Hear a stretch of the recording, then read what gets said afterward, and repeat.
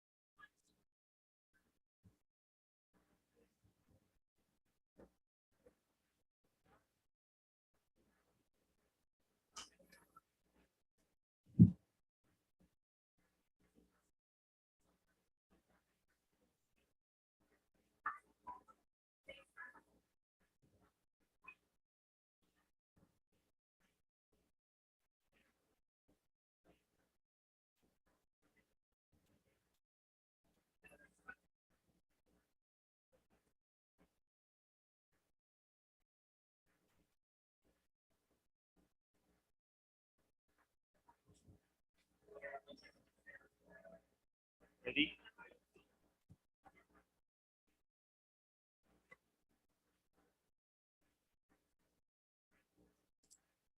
Once again, good afternoon, everyone, and welcome on site to the 2022 Ateneo de Manila University Scholarly Work Awards. Palakpakan lang po natin ang isa't isa at sa wakas nakita tayo.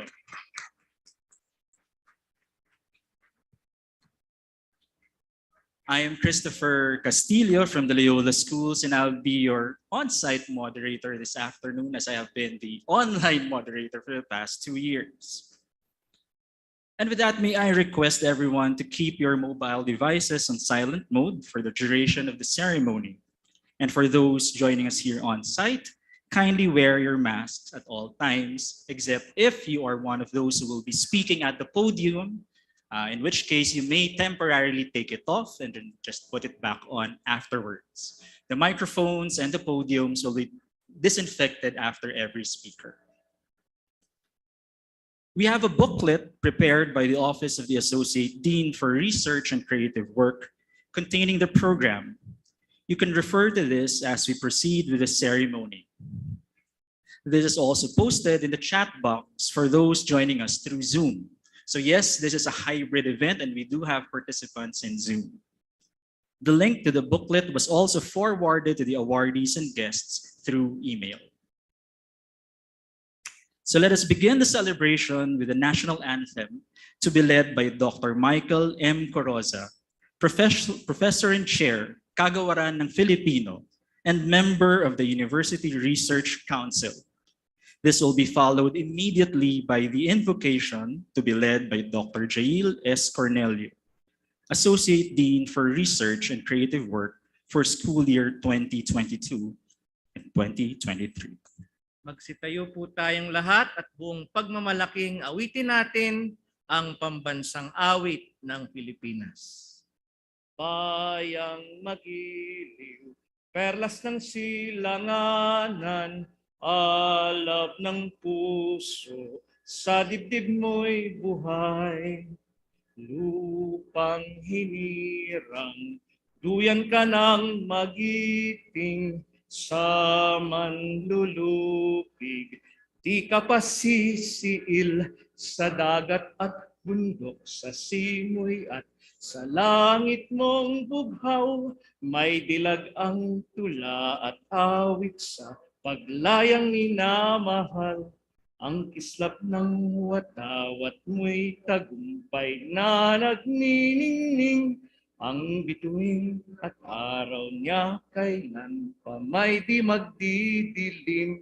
Lupa ng araw ng luwalhati't pagsinta, buhay ay langit sa piling mo.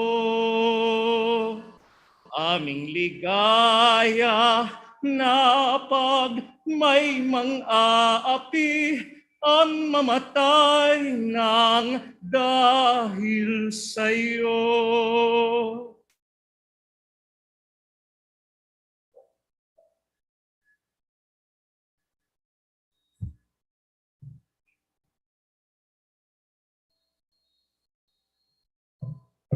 Isang paanyaya para manalangin.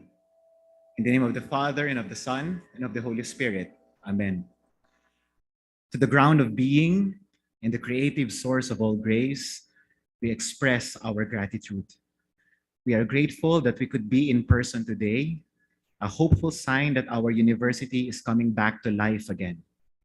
Today, we are gathered to celebrate research and creative work, none of which could have been possible if it were not for your grace that has sustained us all these years.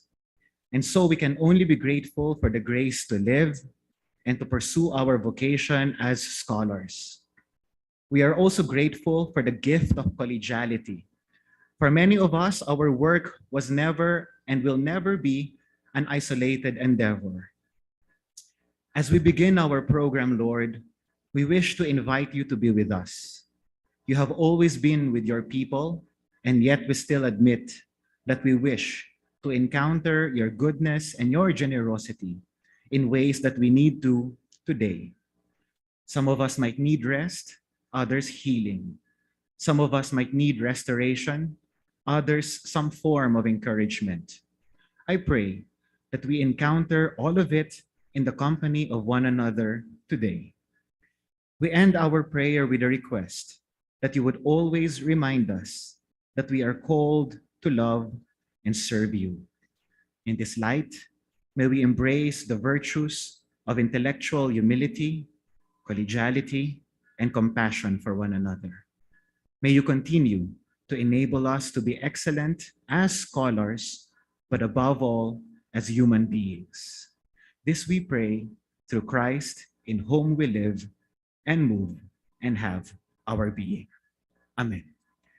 In the name of the Father, and of the Son, and of the Holy Spirit. Amen. Thank you very much, Dr. Coroza and Dr. Cornelio. You may now have your seat. Today, we pay tribute to the outstanding scholarly work contributions of our faculty, professionals, research affiliates, students, and research assistants. This is a special day as we are celebrating an occasion of many firsts. This is the first celebration of faculty and students in a hybrid mode, with many of us gathered virtually since 2020. This is the first time that we are awarding the creative works of our faculty outside of Zoom. This is also the first time we are honoring our students for the publication awards in person, or at least for some of them. We're also very happy to have faculty members from all levels of basic education joining for the first time in the awarding ceremonies. We have been celebrating this event online for the past 2 years. It is such a joyous occasion to be able to come together as a community on site again. We are also very grateful that research and creative work continue to thrive in the university, despite the challenges that we face at this time. We are honoring today not only the University Scholarly Publication awardees, but also the Creative Work awardees. In fact, our stage design, entitled Paralysis, is by Father Jason D. of the Society of Jesus, one of our Creative Work awardees. And joining us in this celebration are our esteemed faculty members, students, research assistants, staff, and our research affiliates here and abroad. Among the highlights of this ceremony will be the awarding of the Outstanding Scholarly Work Awards. We are also honoring the recipients of the Scholarly Work Award with most social impact.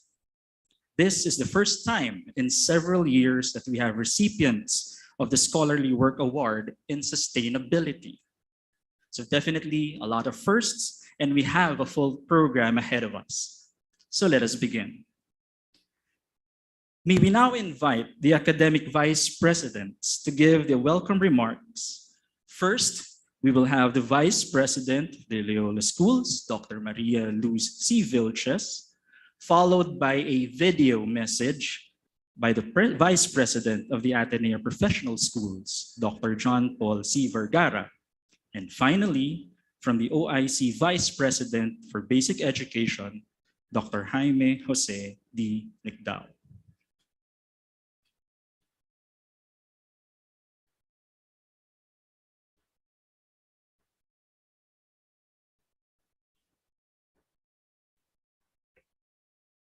Father Bobby Yap, Dr. John Paul Vergara, who is watching us here online, Dr. Janik Dao, other vice presidents from central administration who are here, the deans of the Loyola schools and the deans of the professional schools, other university administrators, faculty members, students, ladies and gentlemen, good afternoon. It is indeed a very good afternoon, full of excitement for the celebration of a great abundance of scholarly work output that our faculty and students have achieved. Our Scopus publications in 2021 reached 368, unprecedented. When I was signing the letters to the individual awardees here, I was truly pleasantly amazed at what a bump harvest we have this year. And a whole lot more of our students are among the awardees. Well done, everyone. I think we deserve a round of applause.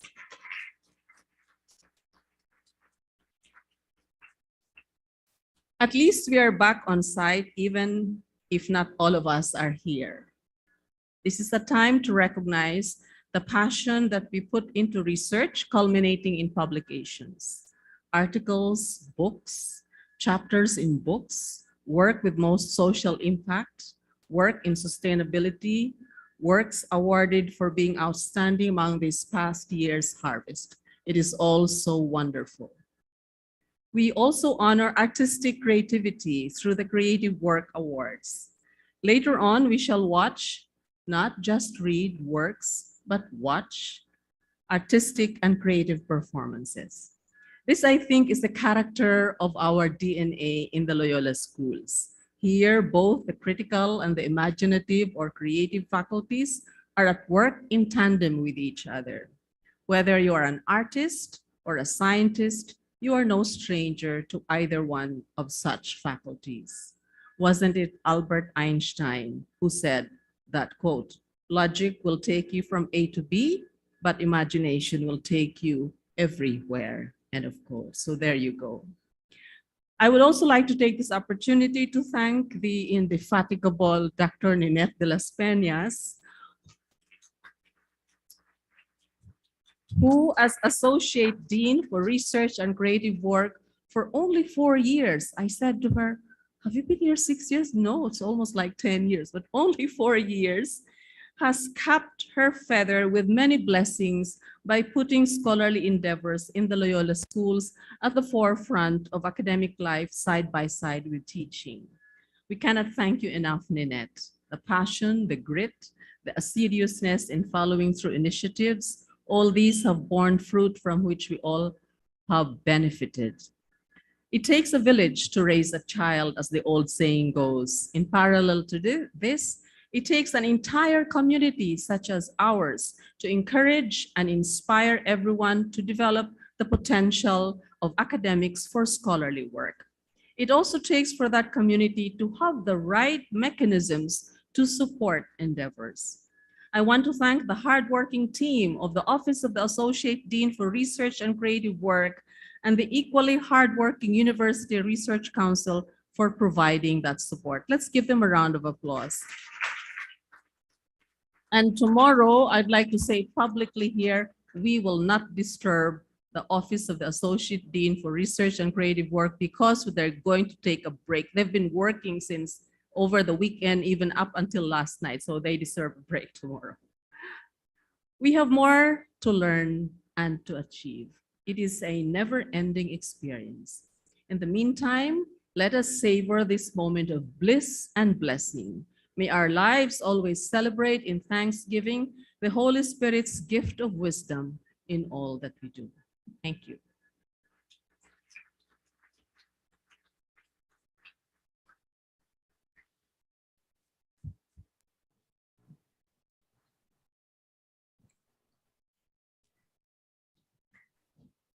Good afternoon. I'm sorry that I am unable to be with you there face to face today. I woke up with a sore throat this morning and felt it was prudent to just stay home. Let me begin by congratulating all of the awardees for this year. You know, I remember a time when our index research output in the university barely hit a dozen. This was in the early 2000s. In fact, this morning I dug up one of the status reports I presented to the President's Council in 2015 to show how we progressed in terms of research then. It was around then that we crossed the 100 mark. Fast forward to this year, I am glad to see that our typical outputs in recent years are now in the few hundreds. So we have indeed gone a long way. Research continues to be an important area of focus for the university, and this year brings us significant milestones, such as our performance in the THE Impact Rankings and our entry into the THE World Rankings. For the Ateneo Professional Schools, we have emphasized research that chronicles best practices and influences policy as we help build the nation and stay true to the mantra of being professionals for others. My heartfelt thanks and congratulations go to our APS faculty who have contributed to our various research initiatives and turned these initiatives into publishable outputs. Of course, special congratulations go to the APS awardees for this year's Outstanding Scholarly Work Awards. I'm also happy to see that research and citation output in the university continues to increase, and I'm proud of the contributions of our faculty in their respective fields. The APS administration commits to continue supporting research in the Ateneo Professional Schools, especially along our stated strategic priority areas. Let me also take this opportunity to thank the Office of the Associate Dean for Research and Creative Work and the University Research Council, both under the stewardship of Dr. Lynette de las Peñas, as well as the research coordinators of the different schools of the APS, Tipi, Ivy, Maricar, and Ryan, for all their hard work in the administration of these publication awards. To all our researchers in the university, continue to make your university proud and keep up the good work. Good afternoon and welcome.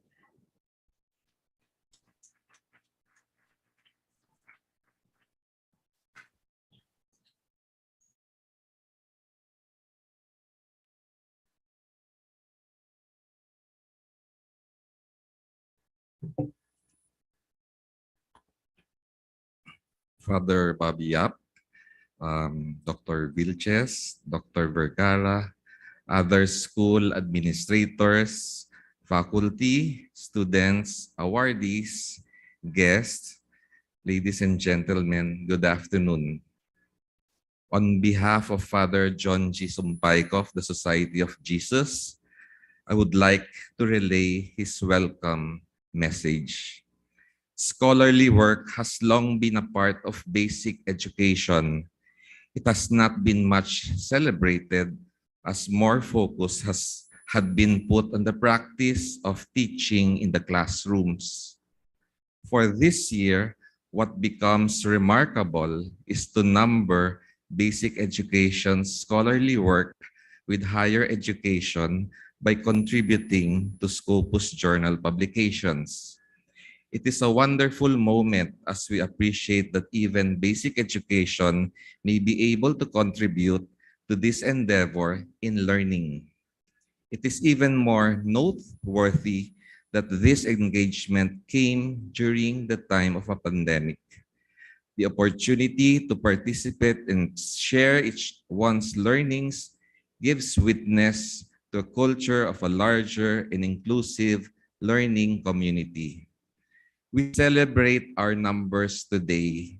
We celebrate greater participation in the mission of the university as we continue to share our studies as reflections of the ongoing narratives as educators.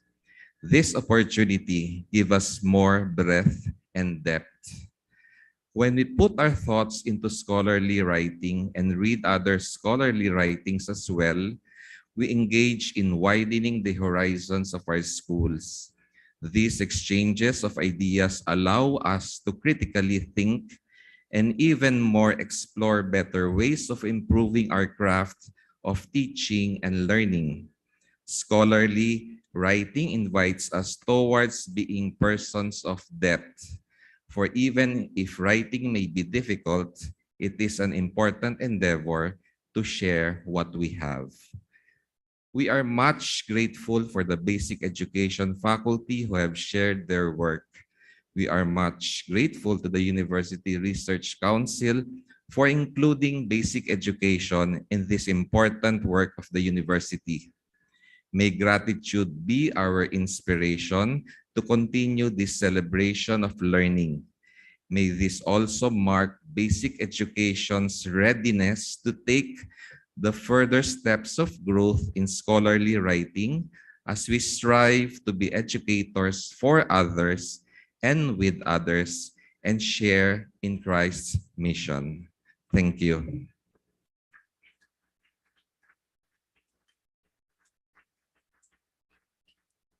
Thank you, Dr. Vilches, Dr. Vergara, and Dr. Nicdao.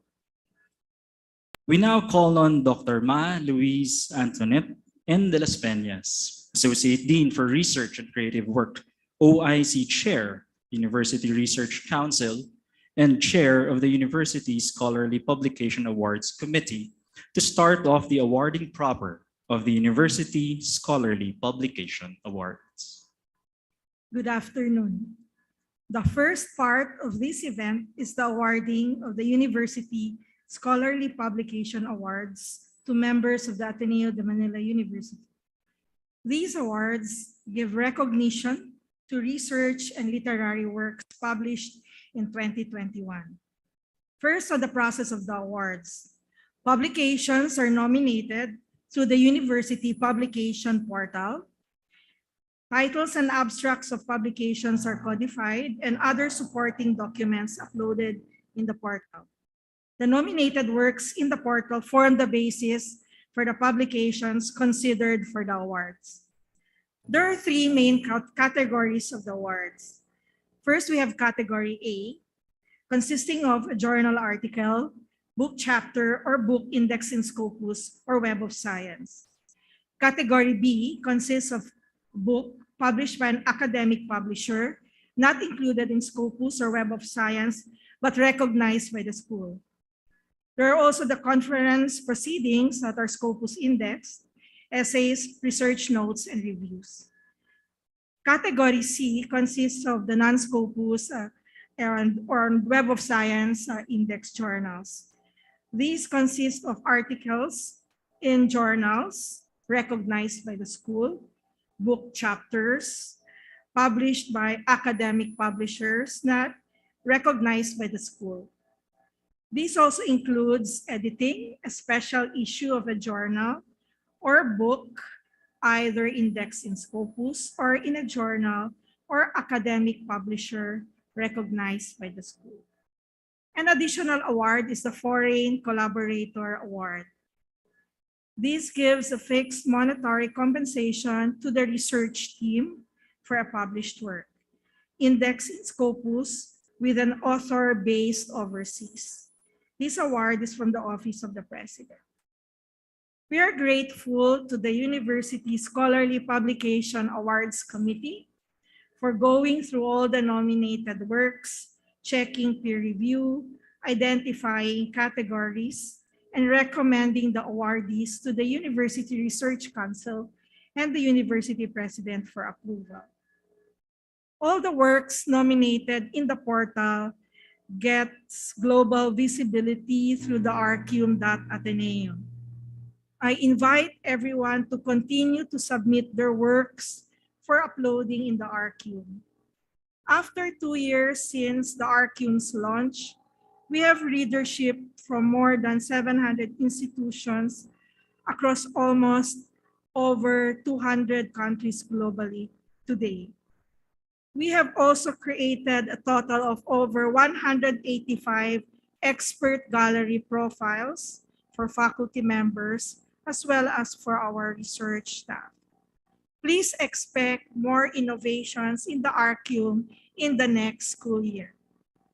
I would like to take this opportunity to thank everyone, all the faculty members, professionals, affiliates, students, research assistants, for your hard work, commitment, and dedication to research. Thank you very much and good afternoon.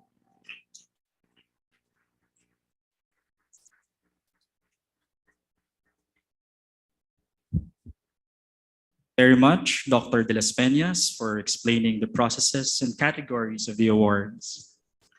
We invite everyone to upload their publications in the RCW portal so that these can be showcased immediately in the archium. This allows for global visibility of your publications. Let us now recognize the recipients of the University Scholarly Publication Awards.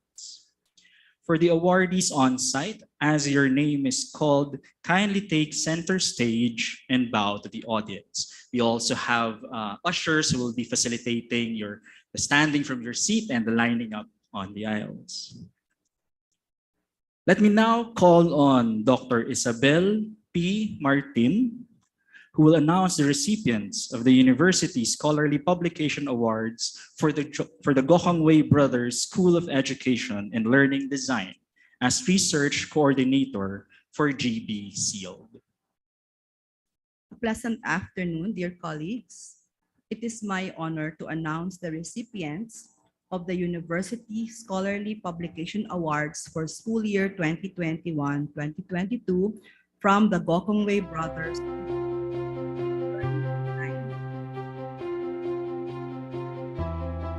The awardees from the Department of Curriculum, Pedagogy, and Assessment are Dr. Maria Monica L. Moreno, and one of our students, Mr. Timothy Jaire G. Gaspar. Congratulations to all the awardees of GBC. Thank you very much, Dr. Martin.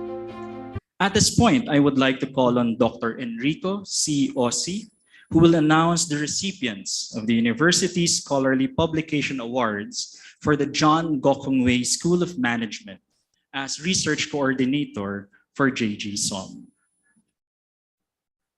Good afternoon, colleagues. I am pleased to announce the recipients of the University Scholarly Publication Awards for school year 2021-2022 from the John Gokongwei School of Management.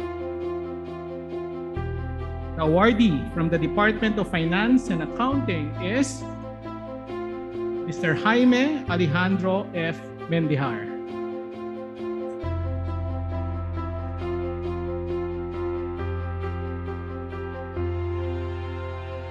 The awardees from the Department of Leadership and Strategy are Dr. Helen U. Amante,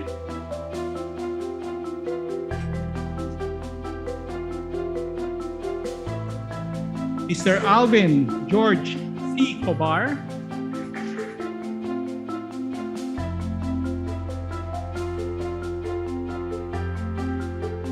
Dr. Ma Asunta T. Tuyagke.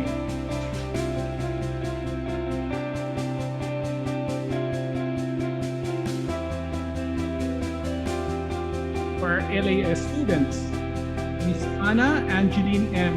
Catalunya,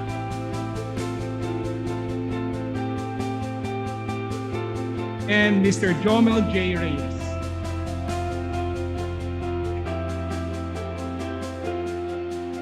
Awardees from the Department of Marketing and Law are Mr. Rodolfo P. Ang,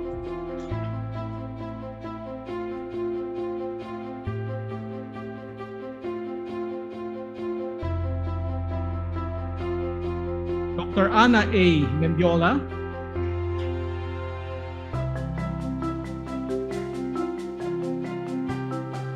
Dr. Enrico C. Ossi,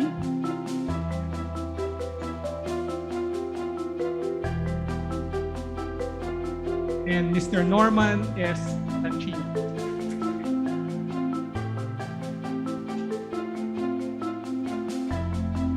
Finally, awardees from the Department of Quantitative Methods and Information Technology are Mr. Joseph Benjamin R. Ilagan,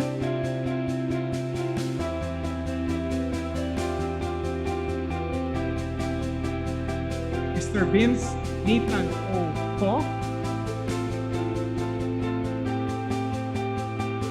Mr. Matthew Lawrence A. Uy,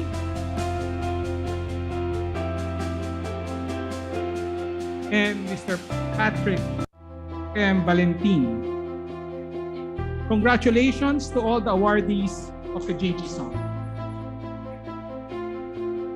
Thank you very much, Dr. Ossi. To preside over the presentation of the University Scholarly Publication Awards for the School of Humanities, we call on Dr. Claudette M. Ulit, Research Coordinator for SO. Good afternoon. I present to you the following recipients of the University Scholarly Work Award publication for school year 2021-2022 from the School of Humanities. Let me start with the Department of English. The awardees are Dr. Mark Anthony R. Cayani,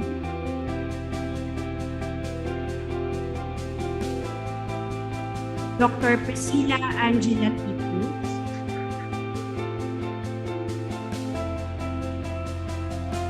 Dr. Jocelyn S. Martin,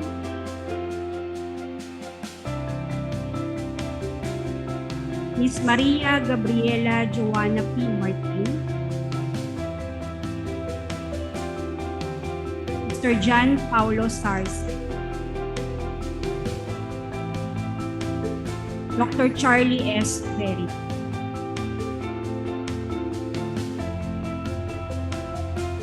Awardees from the Department of Filipino are Mr. Christian Hill R. Benitez,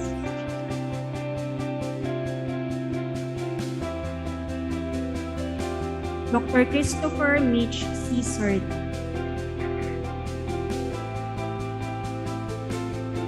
Dr. Michael M. Corozo,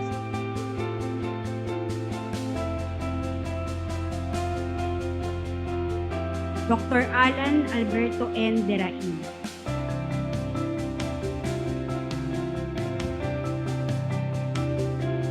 Dr. Gary C. Deville,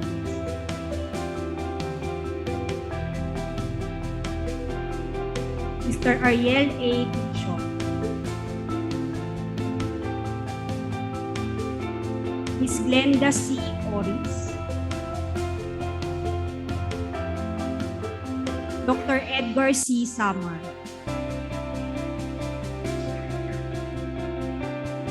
Ms. Andrea Ann I. Trinidad,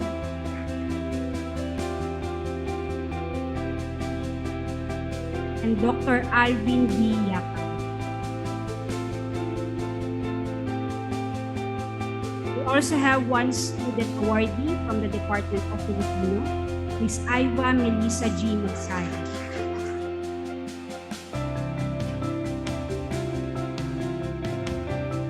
May I call on the awardees from the Department of Fine Arts. Dr. Eric Akpedulu,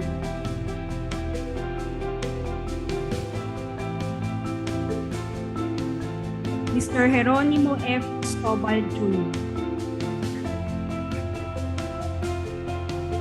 and Miss Christine Althea L. De Leon.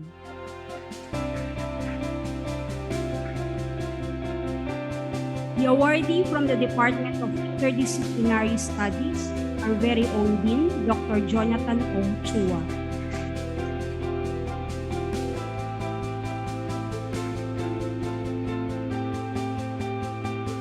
And research affiliate, Mr. Jose Ios R. Trinidad. Mr. Trinidad is one of our top awardees with 12 journal publications.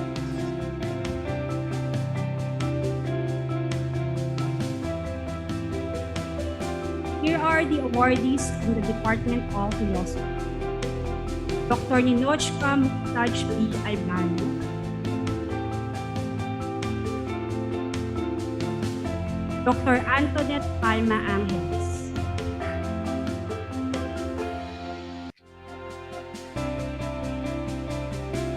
Dr. Mark Joseph P. Calano. Mr. Noel L. Clemente. Dr. Jovino G. Miroy. Dr. Rowena Althea Asada Palacios. Dr. Mark Oliver D. Pasco. Dr. Agustin Martin G. Rodriguez. And Mr. Vincel R. Rodriguez.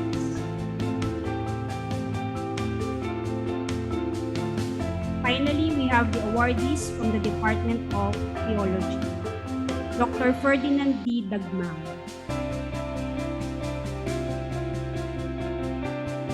Mr. Wilson Angelo G. Espiritu. Dr. Maria Maricel S. Vita. Dr. Stephanie Ann Y. Fuel. And Mr. Teofilo Jovan S. Pugeda III.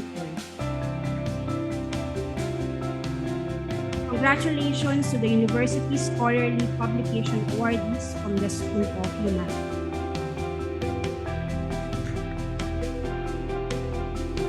Thank you, Dr. Ulit.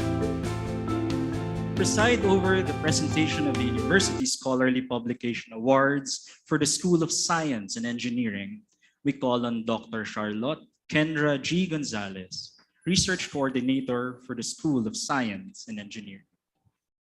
Good afternoon, friends and colleagues on-site and online. The following are the recipients of the University Scholarly Publication Awards for the school year 2021-2022 from the School of Science and Engineering. Let's start with the awardees from the Department of Biology, Dr. Ronald Alan L. Cruz.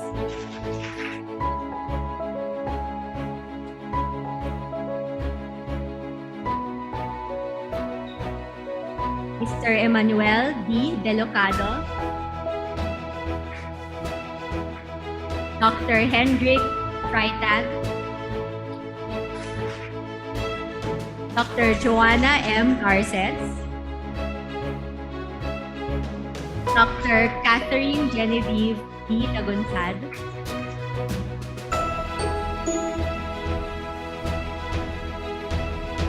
Dr. Carlizel J. Moiteg, Dr. Vivian A. Panes,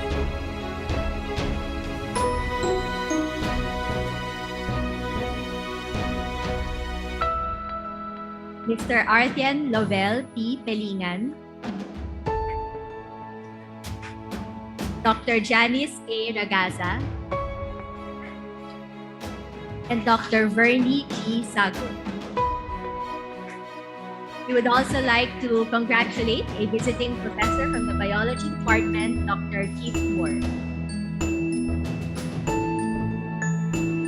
We are happy to award our research assistants and affiliates from the Biology Department, Mr. Clister B. Panganton, and Mr. Mark Ryan Tabordo. Congratulations to the students in the Biology Department, Ms. Marian Samantha M. Asuncion.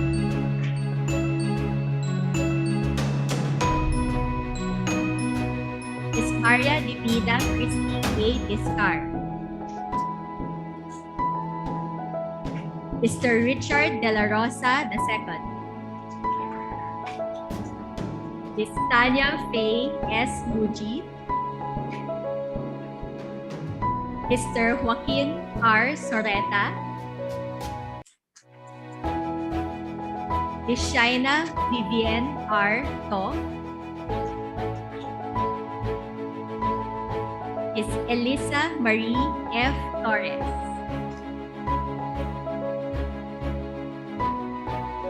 And Mr. Joselito Christian Paulus M. Villanueva. Congratulations to the Biology Department. And now moving on to the Department of Chemistry. Congratulations to Dr. Erwin P. Enriquez,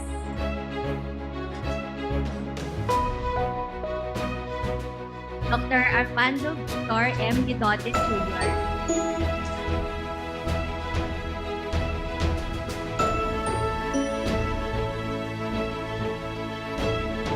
Dr. Lea Cristina D. Macaray,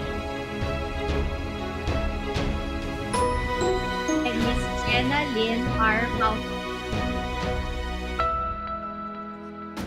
Congratulations to our adjunct faculty in the Chemistry Department, Dr. Rene Angelo S. Macahi.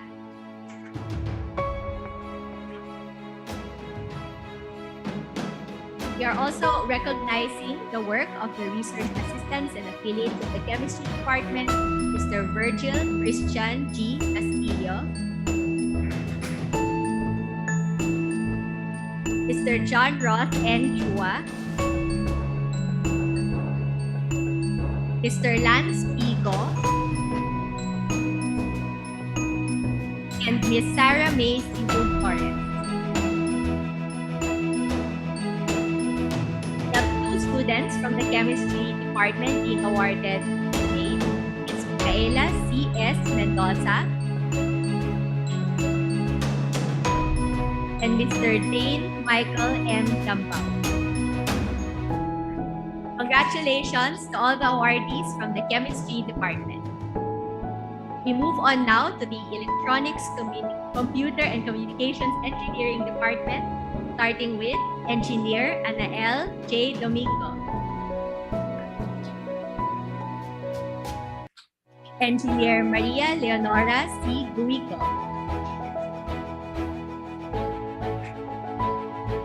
Engineer John Chris E. Kwong,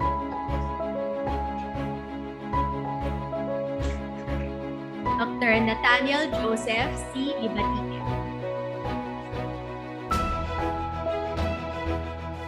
Dr. Iris Queen D. Macabebe,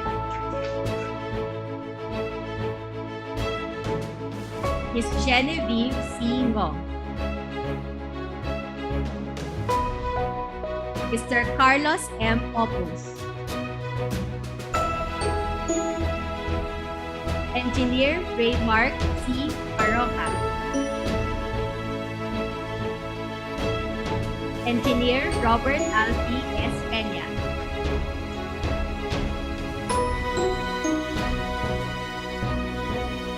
Engineer Mark Glenn F. Retirado, Dr. Rosula S. J. Reyes,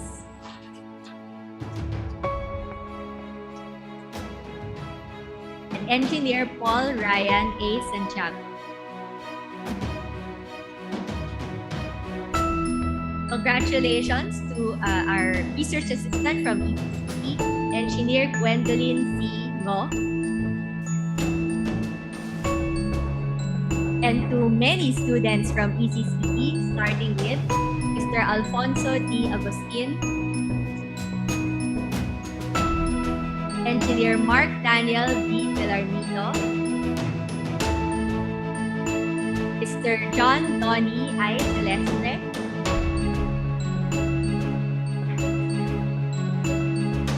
Mr. Mr. John Emmanuel E. Cruz, Mr. Juan Gabriel S. Cruz, Mr. Alfonso Rafael E. Quezon, Miss Julie Ann A. De La Cruz, Mr. Mark Justin C. Ferrer,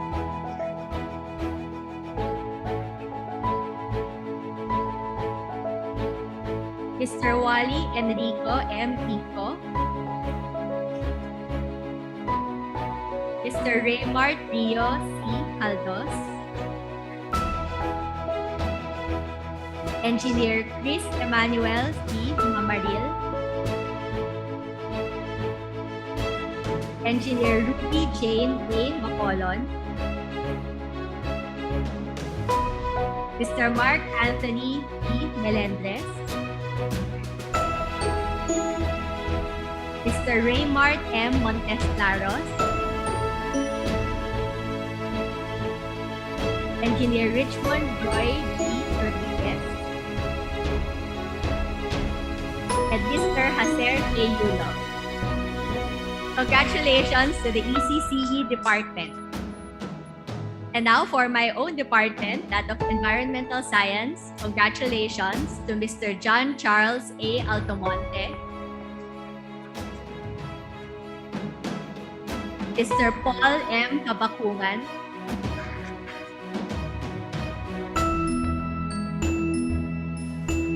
Dr. Rene Juna M. R. Claveria, Miss Abigail Marie T. Favis, Dr. Charlotte Kendra G. Gonzalez, hello, Dr. Ma Eileen Lea G. Guzman, Miss Jean Mayor P. Cardeleza Mijares, Miss Kairos Carmela C. Posol, Dr. Milet U. Mendoza Pascual, and Mr. Raymond S. Rodolfo. We recognize also the contribution of our ES affiliate, Dr. Teresita R. Perez.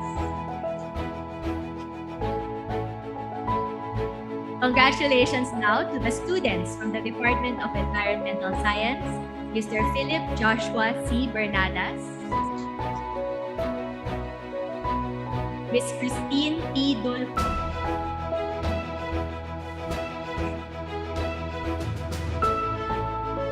Mr. Euclid F. Infante, Mr. Philip Joshua F. S. Evardo, Miss Angeli Gabrielle D. Reyes,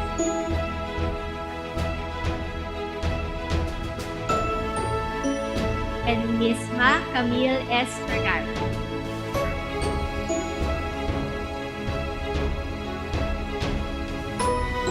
That is not the end for the School of Science and Engineering. I hand the baton now to my colleague, Dr. Jose Mario Diaz, the incoming research coordinator of the School of Science and Engineering. So this is like passing the torch over to you, Dr. Diaz, and I wish you the best during your term as research coordinator of SOSE.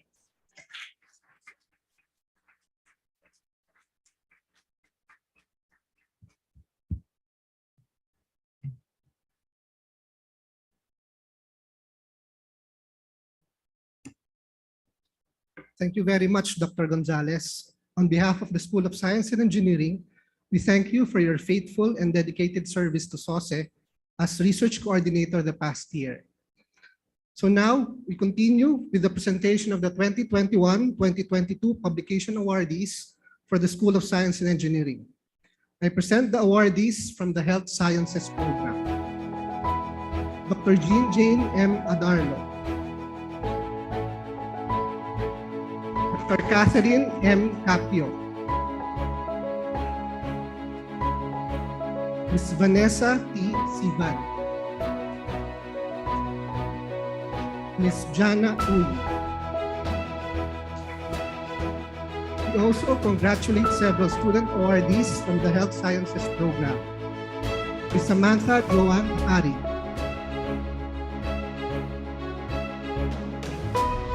Mr. John Rafael Y. Arna. Ms. Ashley Gabriel Jinja K. Mr. Navin John A. Pasha. Mr. John Dominic Marie M. Rafael. Ms. Danis Samantha P. Rita. Ms. K. Bernice E. Siao. And Ms. Jesseline Grace B. Iparagire. We now move on to the awardees of the Department of Information Systems and Computer Science. Congratulations to Dr. Patricia Angela R. Abu. Dr. Abu is our top awardee with 17 Scopus publications.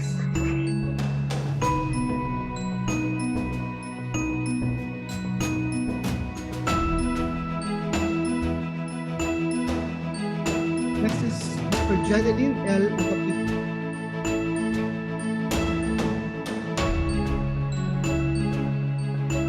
Mr. Francesco U. Amante.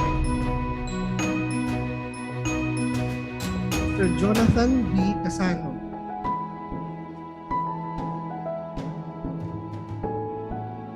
Mr. Luis Gabriel A. Cahuco. Dr. Maria Regina Justina E. Escobar.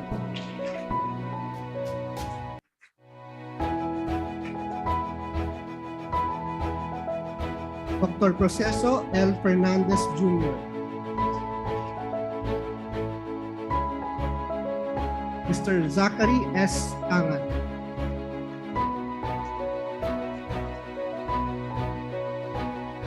Dr. Maria Mercedes T. Rodrigo.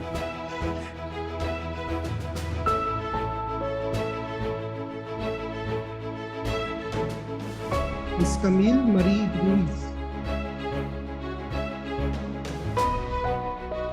Dr. William Emmanuel S. Yu.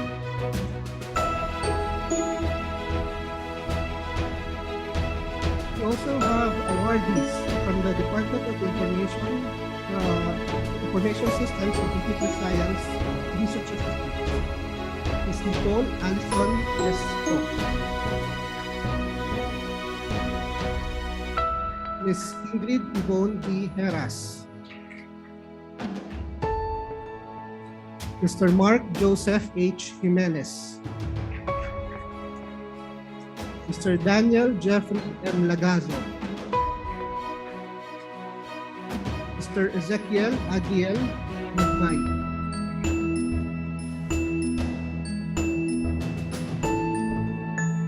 Ms. Joanna Marion R. Thomas.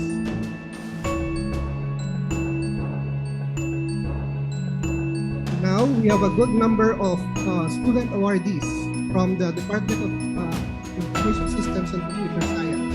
Congratulations to Mr. Roland B. Abaw. Ms. Erin Janice E. Bigan. Mr. Hernan S. Alar. Jelly P. Aureus. Mr. Dave Jamin A. Bacan. Mr. John Casey O. Bandiola. Ms. Andrea Lauren Kang Chung. Mr. Sander Marie M. Cruz. Mr. James Matthew L. Quartero. Mr. David Matthew A. De Jesus. Mr. Luis Sebastian P. de la Vega IV.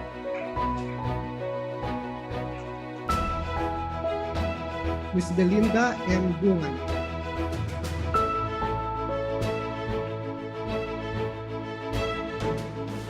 Mr. Eman Jethro B. Katlaytan. Ms. Patricia Dian C. Lee. Mr. John Michael Vince M. Lim. Mr. Jason C. Limtaco.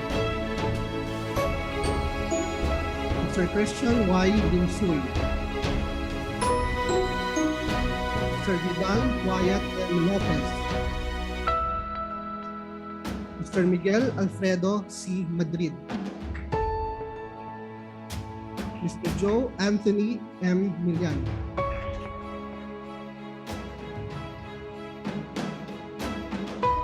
Mr. Kevin Arnel C. Mora. Ms. Abigail S. Moreno. Mr. Josh Daniel L. Ong. Dr. Ivy D. Ortanel. Mr. Josiah Eleazar P. Rehencia. Mr. Ray C. Rodriguez.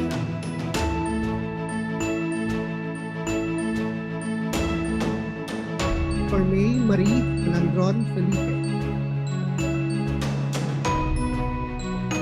Mr. Hans Calvin L. Tam.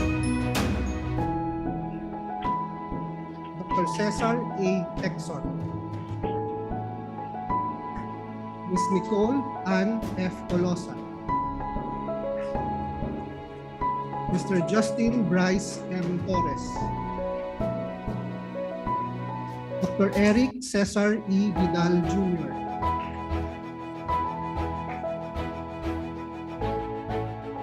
Mr. Dennis Andrew R. Villamor. Ms. Jameline May C. Villanueva. Ms. Rochelle Jasmine P. Villarreal. Mr. Morgan Spencer C. Yao. So let's now move on to the Department of Mathematics. Congratulations to Dr. Emmanuel A. Cabral.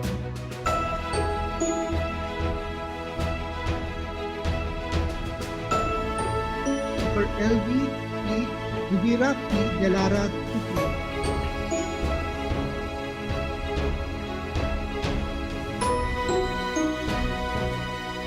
Now, our Associate Dean for Research and Creative Work, Dr. Ma Luis Antoinette N. de las Peñas.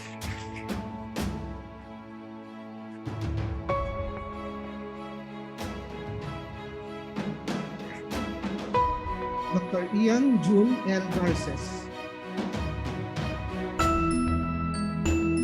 Dr. Agnes D. Garciano. Dr. Clark Hendrik C. Cook. Dr. Tina N. D. Chua. Dr. Mark L. Loyola. Dr. Juan Carlo F. Maliani. Dr. Reginaldo N. Marcelo. Dr. Eden Delight P. Muro. Dr. Job A. Nable.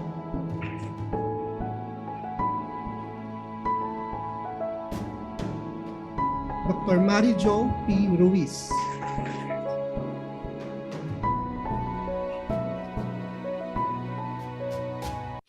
Dr. Jumela F. Sarmiento. Dr. Luis S. Silvestre. Dr. Timothy Robin Y. Teng.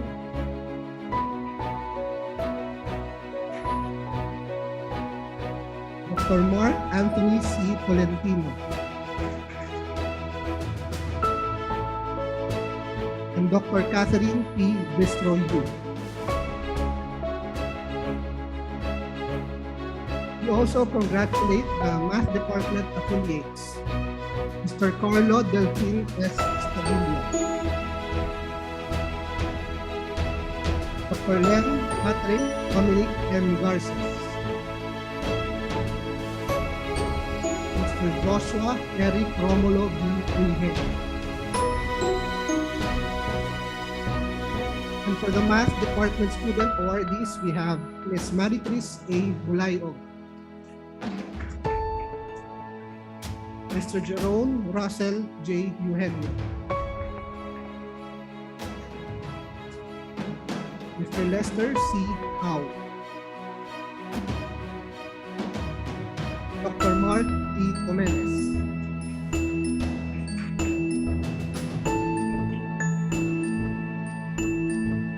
Now we move on to the awardees from the Physics Department.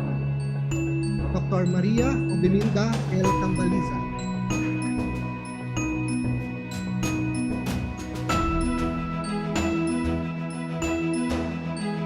Dr. Benjamin B. Bingel,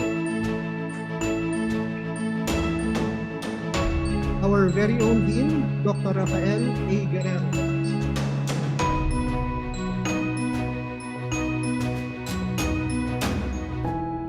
Dr. Joel T. Mapiling, Dr. Lyndon Mark P. Olaguera, Dr. Quirino M. Subon Jr. Congratulations to the Physics Department Research Assistants, Ms. Erica M. Banyares, Mr. Lawrence R. Ibarrientos, Mr. John Christian G. Nakpil. We also congratulate the physics students, Dr. Al O. Advincula,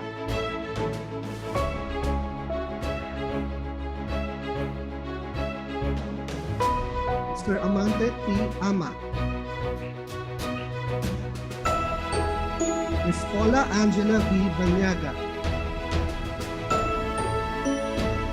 Mr. Marco Lawrence M. Buglaya, Ms. Michelle E. Cavallar,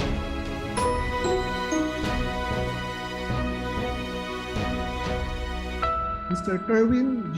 Caballas, Ms. Zen Marie A. Cainglet, Ms. Loida Ann P. Dagami, Ms. John Denzel A. Dagohoy,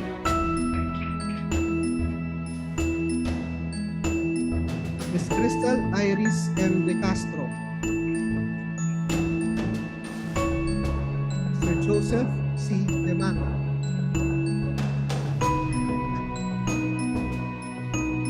Ms. Angela Momina T.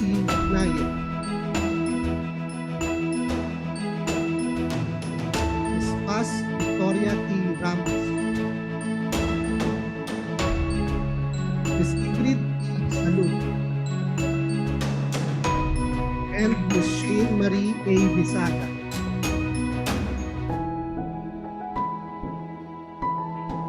We also have awardees from the Ateneo Innovation Center. We have the following research assistants: Mr. Harold J. M. Bolingon, Mr. Francisco Simon R. Borja, Mr. Jaime Luis E. Conrado, Mr. Neil Angelo M. Mercado. We also have students from the Ateneo Innovation Center, Ms. Jane Arleth L. de la Cruz, Mr. John Paul A. Mamaraldo. Finally, I present the awardees from the Ateneo Research Institute of Science and Engineering, Mr. Carlos R. Eliazar, Ms. Alexandra K. Luedi, Ms. Marie Y. Reolo, Mr. Ryan P. Solon, Mr. Joseph P. Sonia, and lastly, Ms. Janica B. Villamor. Congratulations to all the awardees from the School of Science and Engineering.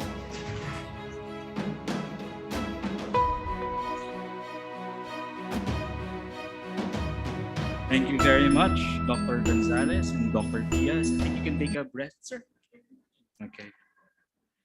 The length of your presentation is proof of one thing, that our research output has definitely grown over the past year. Our Scopus publications alone in Ateneo de Manila University has reached an all-time high, from 276 Scopus publications in 2020 to 368 Scopus publications in 2021.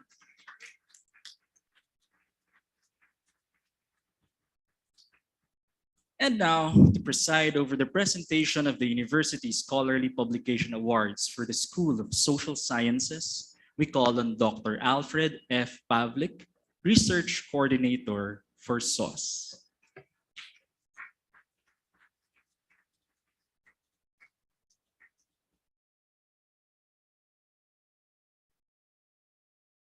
Hello and good afternoon.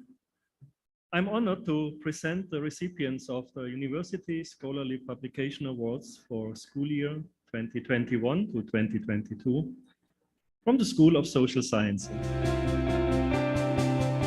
Let me begin by calling the awardees from the Department of Communication.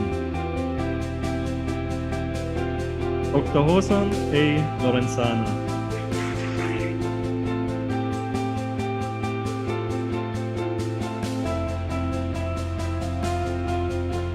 Dr. Maria Inés Angela C. Ponce de León.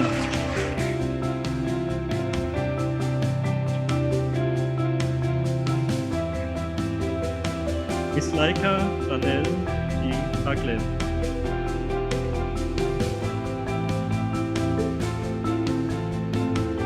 The award is from the Development Studies Program.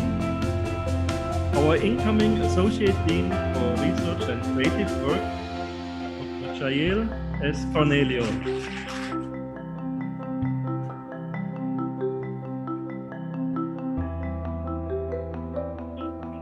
Dr. Leslie Advincula Lopez.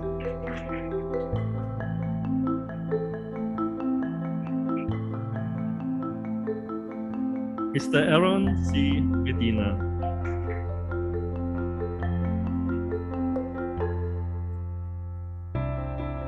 Ms. Marsha Sarina Corazon M. Medina Dulce. Congratulations to the research fellows of the Development Studies Program, Dr. Paul Gideon E. Lasco.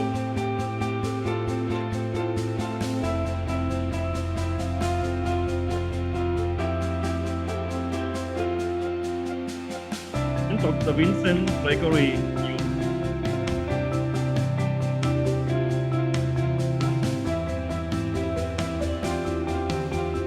Congratulations to the student of the Development Studies Program, Ms. Sophia Su E. Abanao.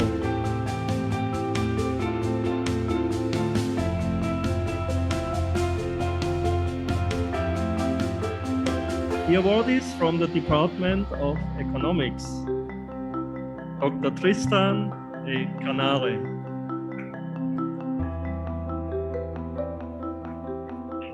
Mr. Jerome Patrick D. Cruz.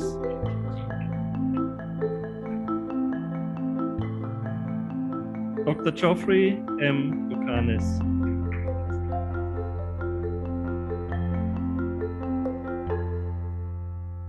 Mr. J.B. R. Gamboa.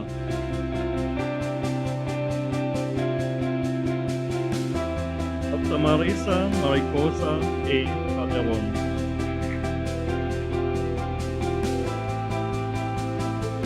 Dr. Maha Lea E. Abago.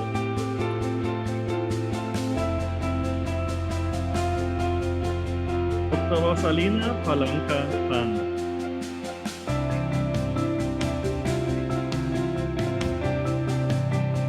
Dr. Philip Arnold E. Guanyo.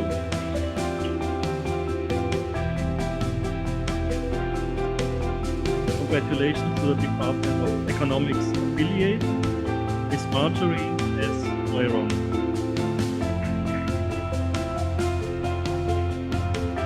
And the Department of Economics students, Ms. Melka Pasqua Monsura. And Ms. Maxine Diane Yu Ras.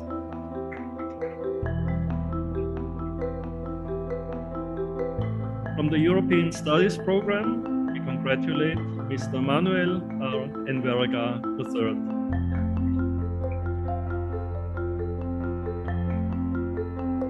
From the Department of History, congratulations to Dr. Filomeno B. Aguilar Jr.,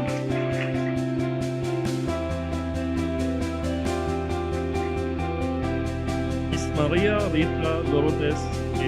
Alvaro,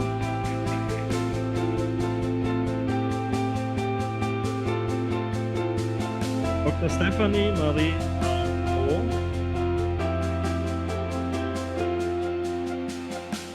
Dr. Mark Alexander C.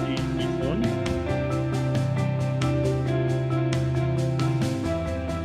and Dr. Menardo D. Mendoza.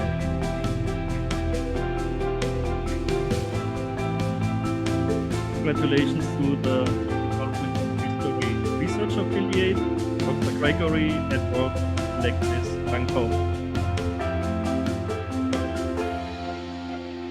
And to the Department of History's Research Associate, Mr. Philip Virgil E. Ayat.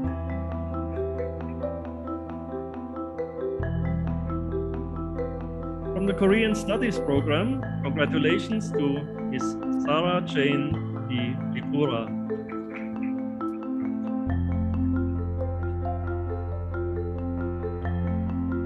From the Department of Political Science, I congratulate the Associate Dean for Graduate Programs, Dr. Ann Lan K. Candelaria.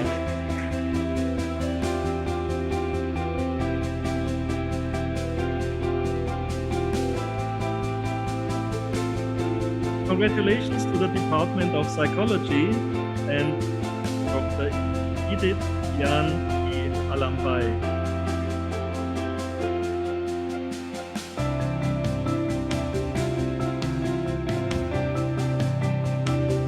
Dr. Angelica Isa E. Ang.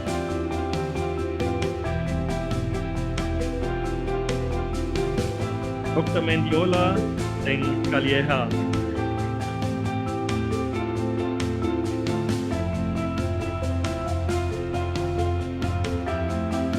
Dr. Nico A. Canoy.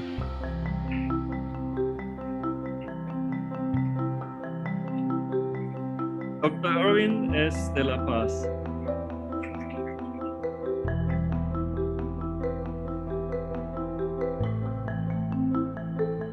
Dr. Karina Therese G. Fernandez.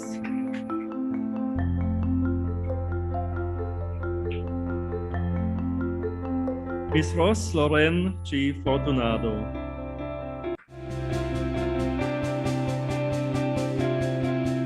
Dr. Edna P. Franco.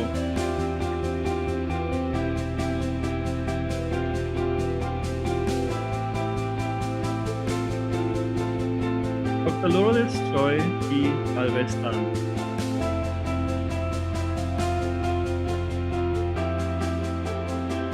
Dr. Jamie Feliz Caringal O.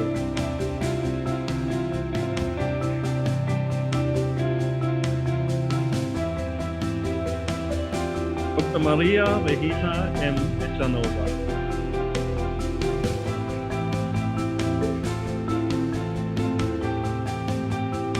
Dr. Emerald J. D. Ilag.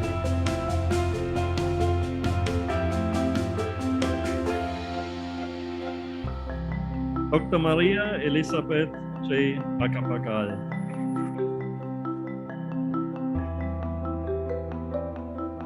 Dr. Christina J. Montiel.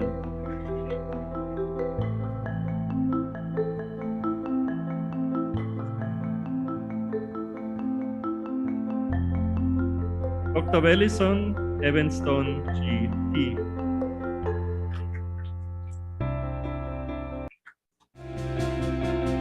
Miss Angelique Pearl Virtue y Villasanta.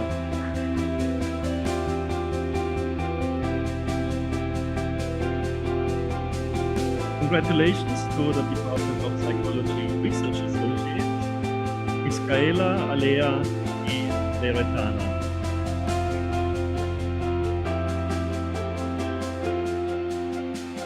And Mr. Raymark S. Santua.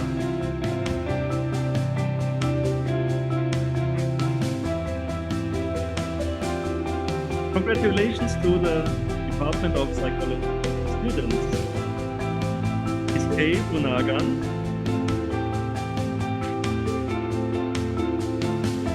Ms. Sabine F. Chongbian, Mr. Manuel G. De Leon Jr., Mr. Rafael R. Emata, Ms. Christine Gabrielle E. Gagusan, Ms. Dana Angelica S. Ledesma,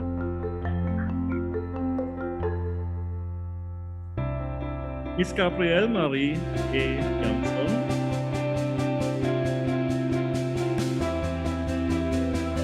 Mr. Alejandro Ramon Cesar L. Magno,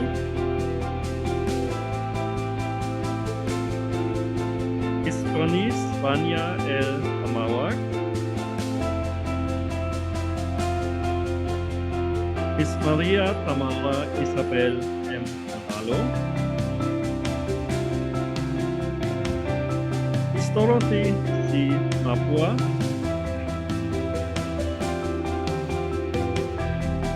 Ms. Alison Tracy R. Tan, Mr. Mark Sherwin A. Ochoco, Ms. Christine Lovely E. Red, Ms. Andrea Marie P. Santos,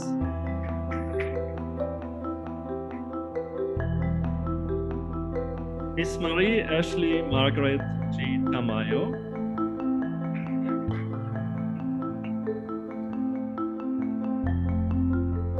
Mr. Reniel E. Q, Ms. Danielle Megan S. Hui,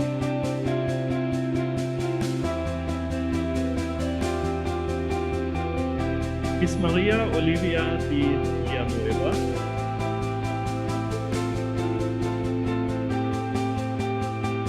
Ms. Rebecca Isa S. Young,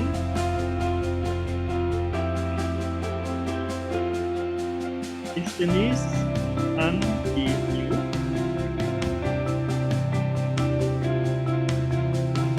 and Ms. Gianna Payne A.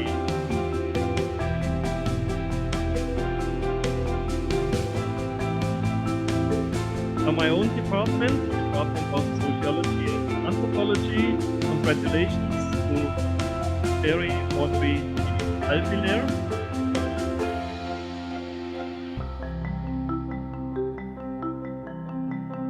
Dr. Rixar B. Fuentes,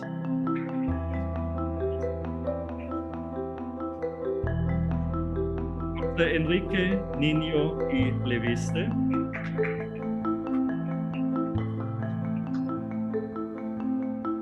Ms. Caroline Marie Q. Leasing,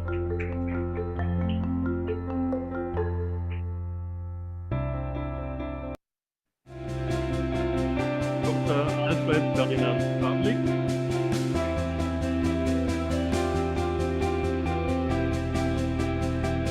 Dr. Emma E. Oreo,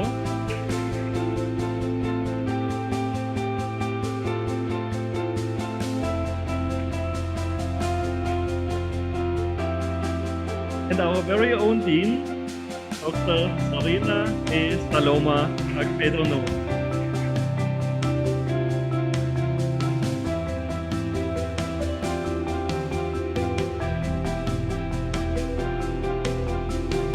Dr. Maria Glenda Hui,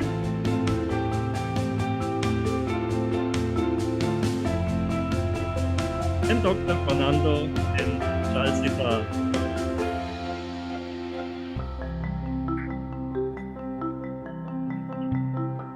Congratulations to all the awardees from the School of Social Sciences.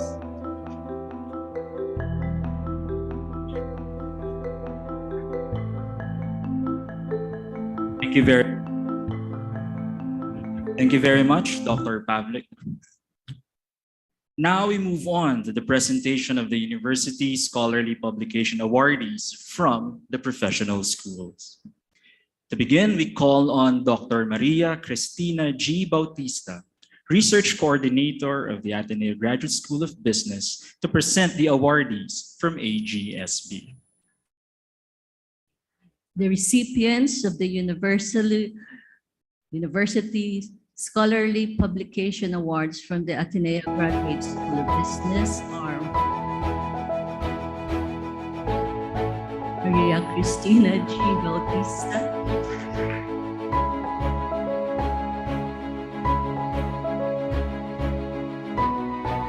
Dr. Pauline Acacio Claro, and Dr. Xiao Yun Su.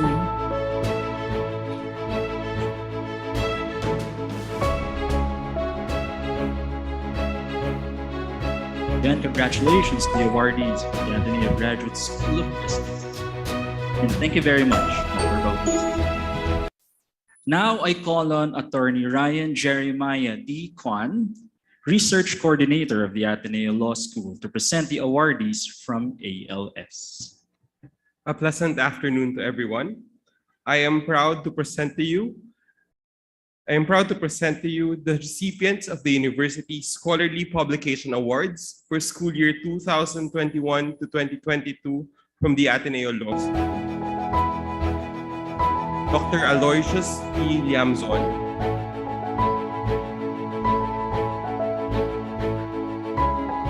Attorney Ryan Jeremiah D. Kwan,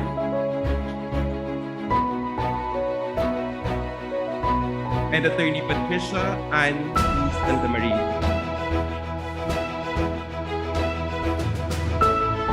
Congratulations to all the awardees from the Ateneo Law School.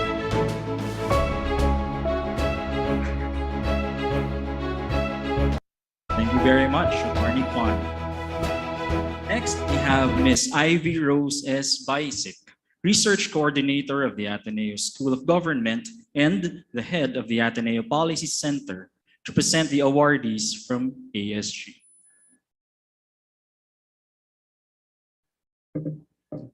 Good afternoon. I'm proud to present the recipients of the University Scholarly Publication Awards for 2021-2022 from the Ateneo School of Government. Congratulations to Dr. Clarissa C. Deville,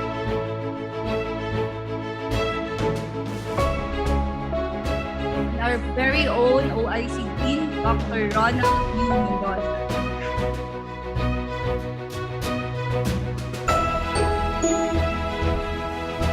Our senior research fellows, working with Dr. Nadja Boyd.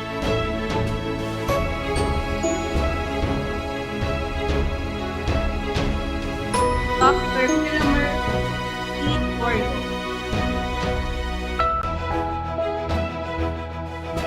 Dr. Valerie Gilbert T. Ulan.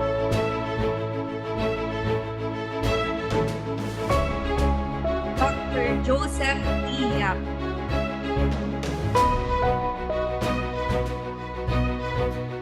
Attorney Michael Henry Lucy.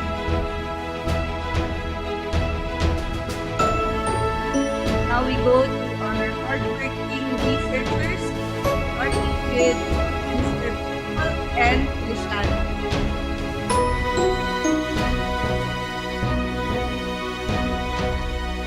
Teresa T. Francisco.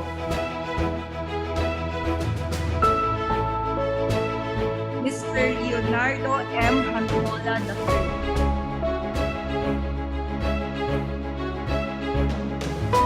Monica Paula Tavares.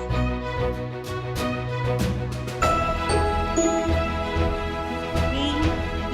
Torres.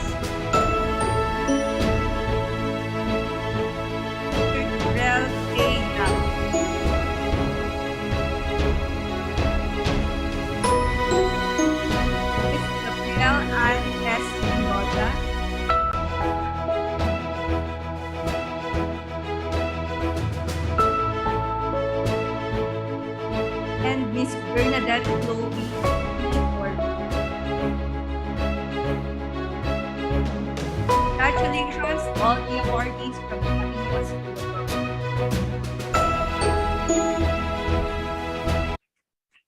Thank you, Ms. Bisek.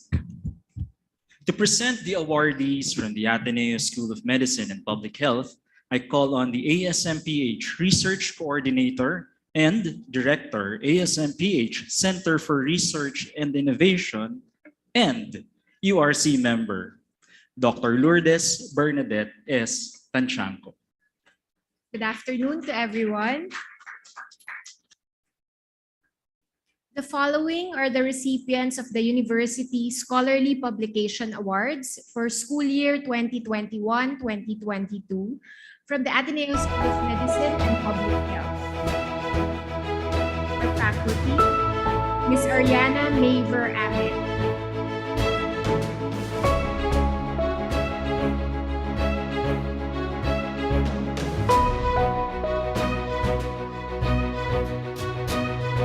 Dr. Jemin Luis C. Apostol.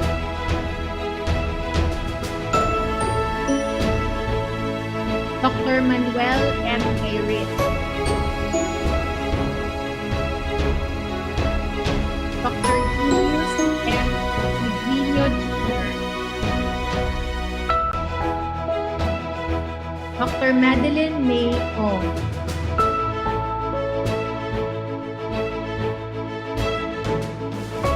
Mr. Vincent Christian Pipito.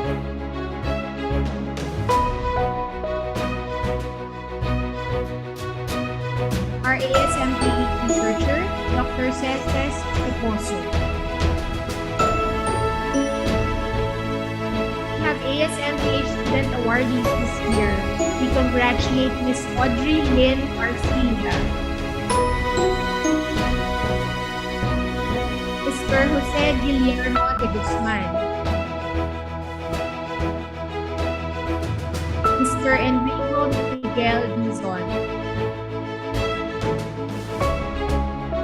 Ms. Andrea Nova Figuracion,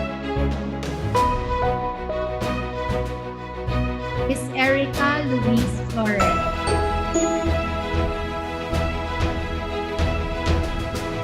Mr. Miguel Paulo Lacandao,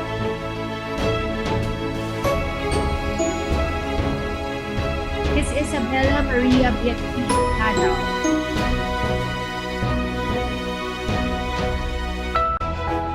Mr. Miko Martin Malilin,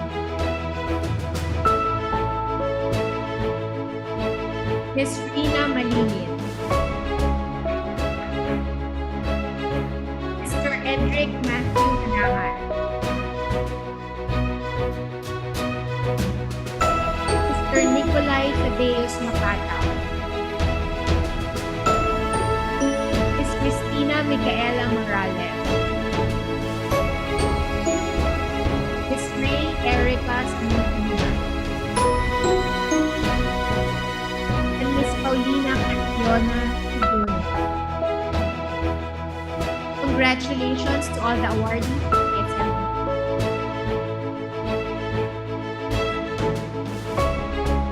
Thank you very much, Dr. Tanchanco. And congratulations to the University Scholarly Publication awardees from the Ateneo Professional Schools. The past year, we have seen more of our faculty and faculty members and research affiliates from the APS publishing their works. Our warmest congratulations on all your achievements. This year, we are proud to recognize publications of faculty members from the basic education. Let us first welcome Mr. Jervy M. Robles, Headmaster of the Ateneo Grade School, to present the awardee from the Ateneo Grade School. Good afternoon. This is the first time the Ateneo Grade School is joining in the University Scholarly Publication Ceremony. I'm proud to call on Ms. Nerissa G. Kabakungan as the Publication Awardee from the Ateneo Grade School. Kabakungan is currently the Assistant Headmaster for Formation. Congratulations, Ms. Kabakungan.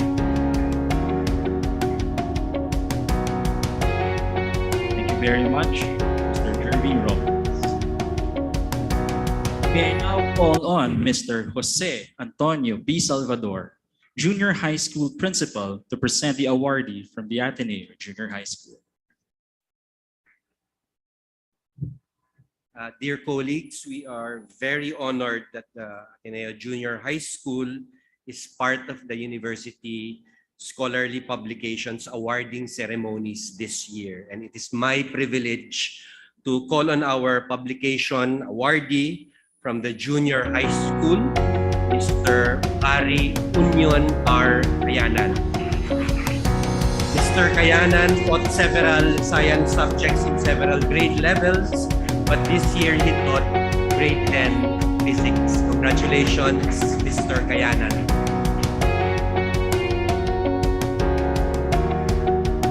Thank you very much, Mr. Salvador. Now let us welcome Mr. Noel P. Miranda, Senior High School Principal, to present the awardee from the Ateneo Senior High School. Good afternoon to everyone. This is the second time that the senior high school has participated in the University Scholarly Publications Awarding Ceremony. We are proud to call on our awardee from for this school year from the senior high school, Mr. Richard Dean C. Sagun. Mr. Sagun was last year's coordinator for the research subject area. Congratulations.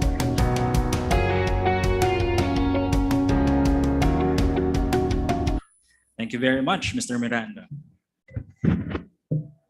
May I call on once again Dr. Ma Luis Antoinette N. de las Peñas, Associate Dean for Research and Creative Work, Chair of the University Scholarly Publication Awards Committee, and OIC Chair of the University Research Council, to present the awardees from the other units of the Ateneo de Manila University. Good afternoon. I'd like to call on the awardees from the other units. Let me begin with the faculty awardee from the Department of Physical Education, Sir David Allen White.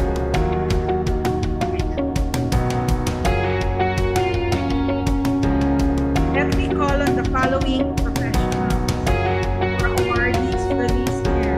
From the Office of Guidance and Counseling, Ms. Chantal and Ms. Tabicorp.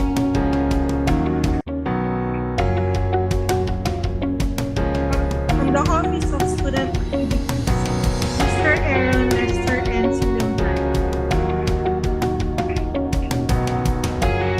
Now from the Ateneo Institute of Sustainability, we have the Research Assistant Awardee, Ms.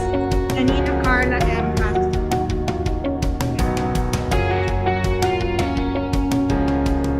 The awardees from the Manila Observatory are Ms. Grace P. Betuca, Research Assistant, Ms. Kay P. Cruz, Research Staff, Ms. Melissa P. Cruz, Research Associate, and Ms. Julie May B. Dado, Research Staff. Congratulations to all the awardees. Thank you very much, Dr. de las Peñas. At this point in the awarding ceremonies, I'm honored to introduce an artist who, in the past 2 years, has been showcasing his art installations in various fora around the world. During the pandemic, he has received several invitations to showcase his artwork in online exhibitions here and abroad. In the lobby of the Ateneo Leong Center, as you were entering, you probably noticed this installation art with a lot of garlic, right? Or bawang. To tell us more about bawang, let us listen to Mr. Alfred Benedict C. Marasigan from the Department of Fine Arts.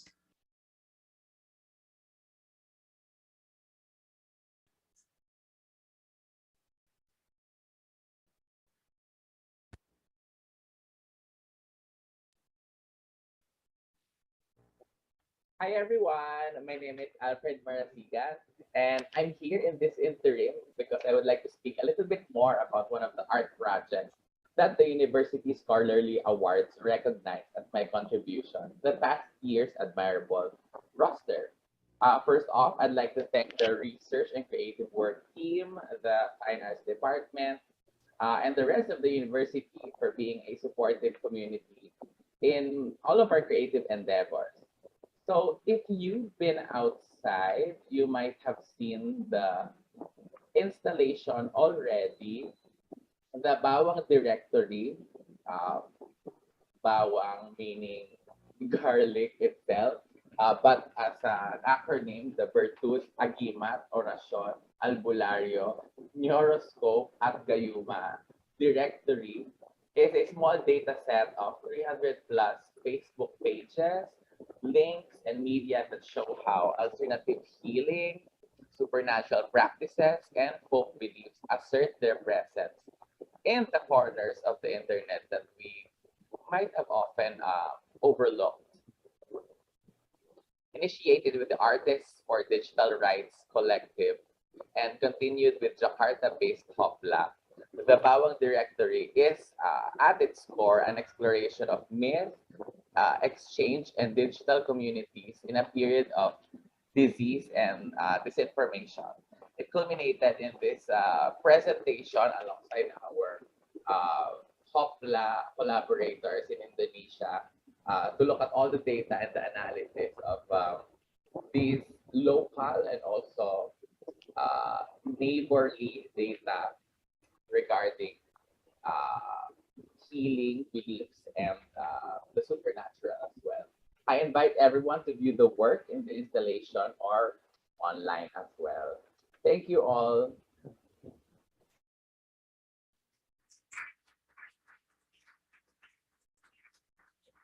Thank you very much, Alfred, for giving us a glimpse of the art portfolio that you have brought to a different level globally. The Ateneo is very proud of you. We now move on to the presentation of the Creative Work Awardees. May I call on once again Dr. Ma Luis Antoinette N. de las Peñas, Chair of the Committee on the LS Awards for Creative Work, to say a few words on the Creative Work Awards. Good afternoon once again. This is our third year for the Loyola School's Creative Work Awards. We are proud that most of our awardees have embraced the online platform to showcase their work and talent. There are several categories for the awards. First is Performing Arts and Theater. We have the award for any of the following roles as shown in the screen. Now, the categories are based on the venue of the performance. For example, if the performance is from a professional theater company or shown at an international theater festival, you have that as category 1, or if it is a performance from a university-based company or shown at the National Theater Festival, that's category 2. Now, for support roles such as assistant director or second lead actors, categories also depend on the venue, such as category 3 for either that of a professional theater company or international theater festival, or category 4 for a performance from a university-based company or shown at a national theater festival. Then for dance or music, we also have similar categories based on roles and venue. Now for the visual arts, we have either a solo exhibition, and categories depend on whether the artwork is shown in an art gallery or exhibition space abroad or in an international arts festival, that would be category 1.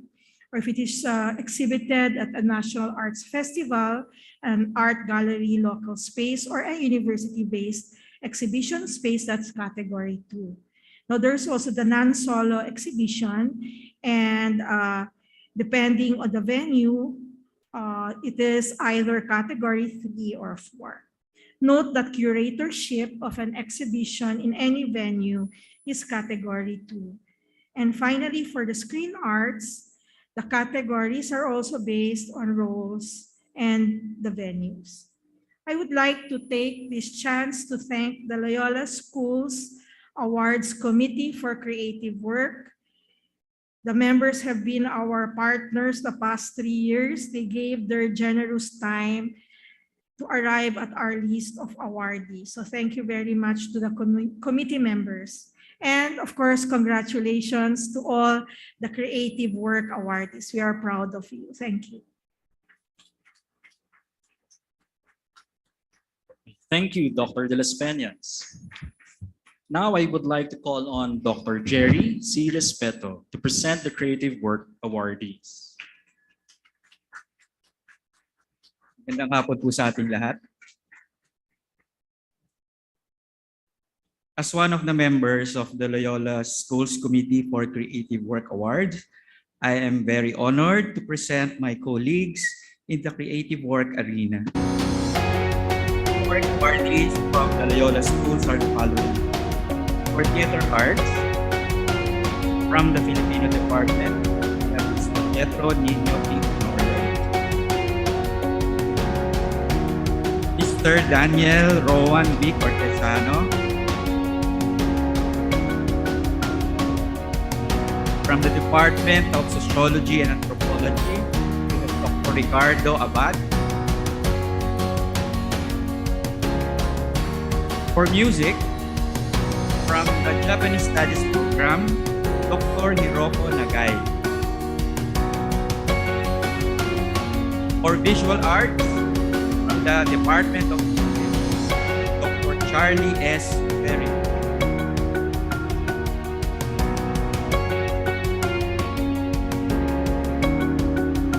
From the Department of Fine Arts, Mr. Carlo Mar A. Gawana.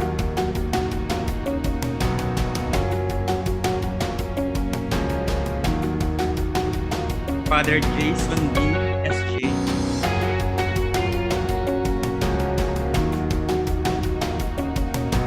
Mr. Alfred Kennedy.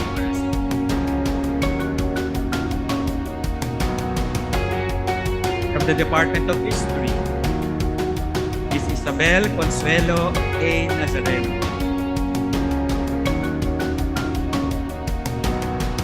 For Screen Arts, from the Filipino Department again, Pietro Nino Pino. From the Fine Arts Department, Elisa Vera M. Thank you.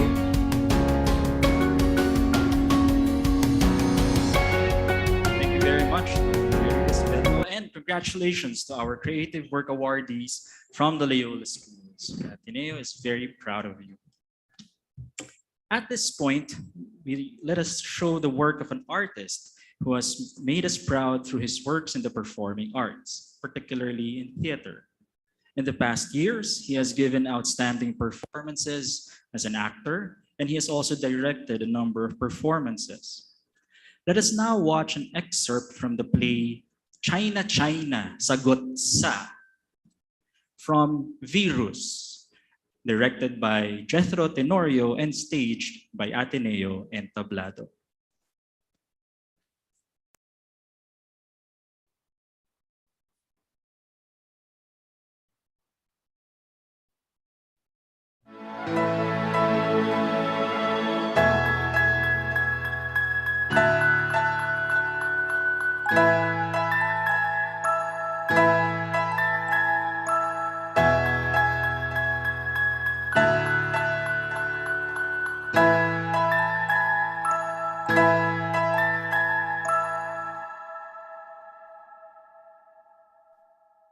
Mo, ganun talaga ang mga edukada. Feeling nila, sila lang ang matalino. Ako, okay na sa akin maging bobo, basta maparaan ako. At kaya ko mabuhay sa kahit anong sitwasyon. At di ba, Mare, ikaw din? Kaya ako nga tinanggap itong inaalok mo sa akin. Para sa pamilya ko. At ganun din naman ako sa'yo dahil pamilya na rin ang tulingan natin sa isa't isa. Oh, sabi nga, sa Philippians chapter 2 verse 4, let each of you look not only to his own interest, but also to the interest of others. Basta, kung kailangan magpakita ng mukha, ha? Talaga bang ayaw mong magpakita ng mukha? Oo. Ayaw mo.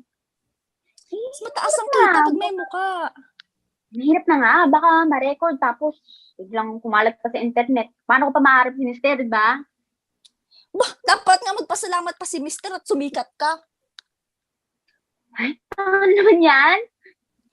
Juna, wala namang masama sa gagawin mo. Tsaka, gagawin mo naman to para sa pamilya mo, di ba? At kapag ginawa mo to para sa kanila, hindi ka pababayaan ni Lord. Oh, sabi nga, sa Isaiah chapter 66 verses 13, as a mother consoles a child, so I will console you. Kasi nga naman nire-respeto kita, pero ayaw kong makilala ko ng anak ko bilang isang tuta. Ngayon ko lang to gagawin kasi kailangan ko. Akong balak gawin to habang buhay mo. Puta naman, Juna. Wala namang masama sa pagiging isang puta. Sa ibang bansa nga, legal ang mga gantong trabaho. At kahit si Jesus, hindi niya inusgahan ng mga puta. Tingnan mo, nawa na pang apostoles si Maria Magdalena. Basta para sa akin, mas wais pa rin ang magbenta ng katawan kaysa magbenta ng droga. Walang mukha. O sige na nga, kung ayaw mo magpakita ng mukha, edi wala. Ay, naku. Ay, naku, alas 3 na. May mga nag-3 o'clock prayer. Ano, handa ka na ba? May Mr. Din ang nalilate eh. Oh, set up mo na yung camera dyan. Bilis. Set up mo. Set up yung camera. Oh, tingin. Ayan. Oh, handa ka na ha. Sisit. Showtime.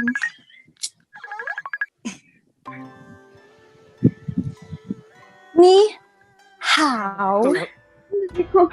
不错。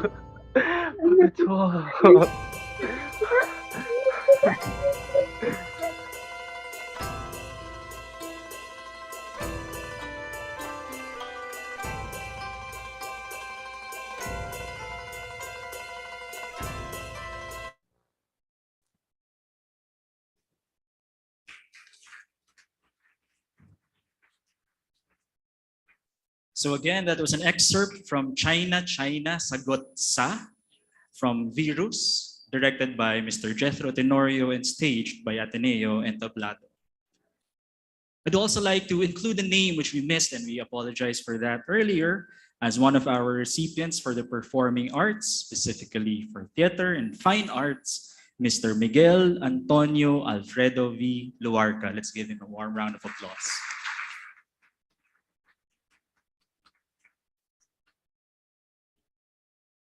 We now proceed to the most distinguished set of awards, the 2021 Outstanding Scholarly Work Awards.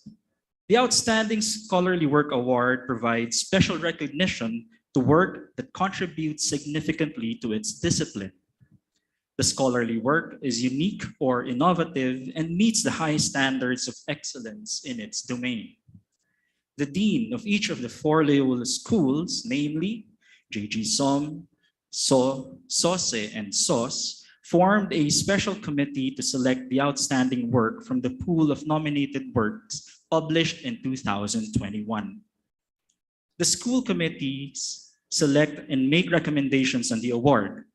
For the Ateneo Professional Schools, the Vice President has appointed the APS Scholarly Work Committee to recommend the outstanding work from the nominees of each school. We shall start this part of the program with the John Gokongwei School of Management. May we call on Ms. Pilar U. Tolentino, Chair of the Department of Leadership and Strategy, to read the citation and to announce the winner.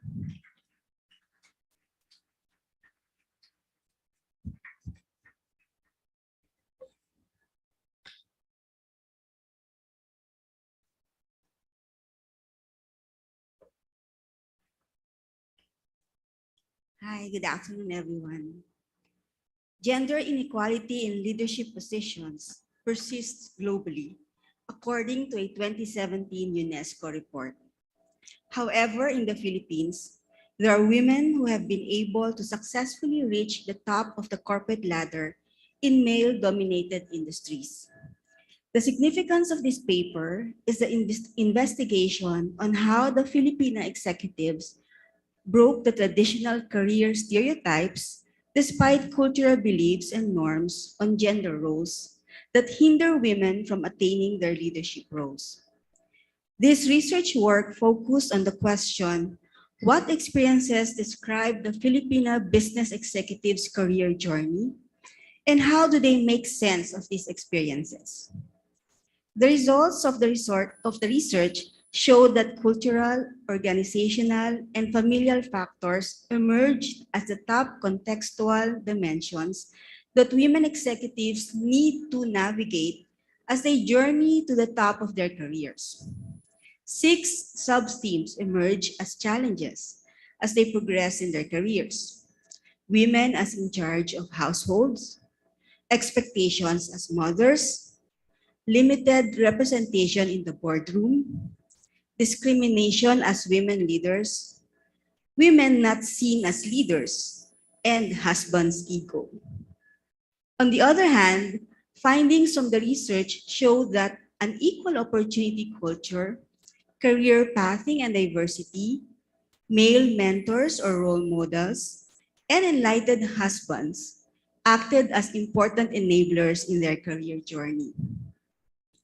For their work, Women on Top, the career development journey of Filipino business executives in the Philippines, the outstanding scholarly work in the John Gokongwei School of Management 2021 is awarded to the Dr. Enrico, Dr. Mendiola Teixeira.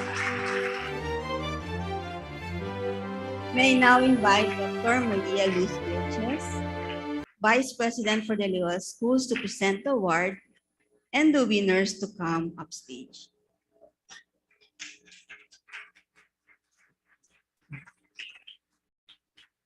The Ateneo de Manila University Loyola Schools presents this outstanding scholarly work from the John Gokongwei School of Management, Dr. Enrico C. Ossi and Dr. Mendiola. Recognition of their work, Women on Top, the career development journey of Filipino business, published in Career Development International, presented on this day, June 2022 during the University Scholarly Work Awards 2022 ceremony, signed by Dr. Luis F. Dumlao, Acting Dean, John Gokongwei School of Management, Dr. Maria Luz Vilches, Vice President for the Loyola Schools, and Father Roberto Yap, President. Congratulations.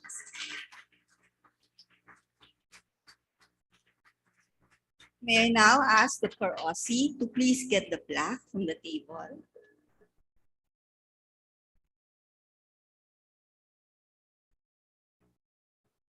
And may I now invite Father Bobby Yap and Dr. Vilches to join us on stage for a photo with the winners.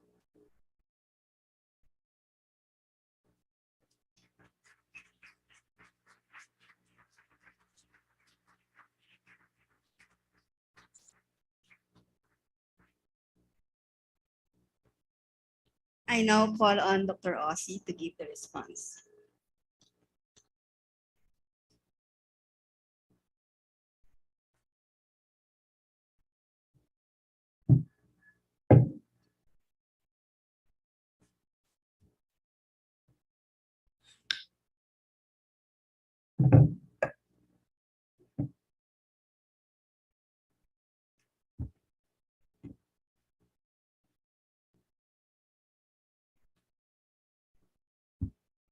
Good afternoon, Father Yap, Dr. Vilches, Dr. Vergara, Dr. Nicdao, Dr. De Las Peñas, administrators, deans, chairs, colleagues, and our students.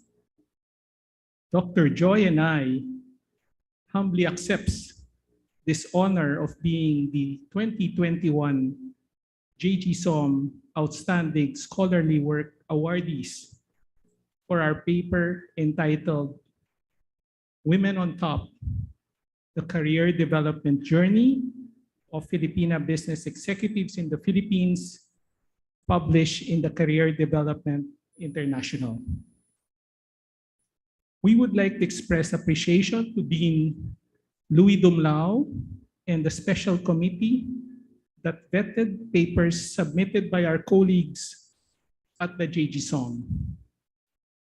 For 2021, 3 outstanding Scopus Index papers were nominated as an indication that the research culture at JGSOM is gaining momentum in our quest to contribute to the research output of the university. I would also like to thank Dr. Joy Teng Calleja, my co-author and PhD research mentor, for guiding me in the publication process.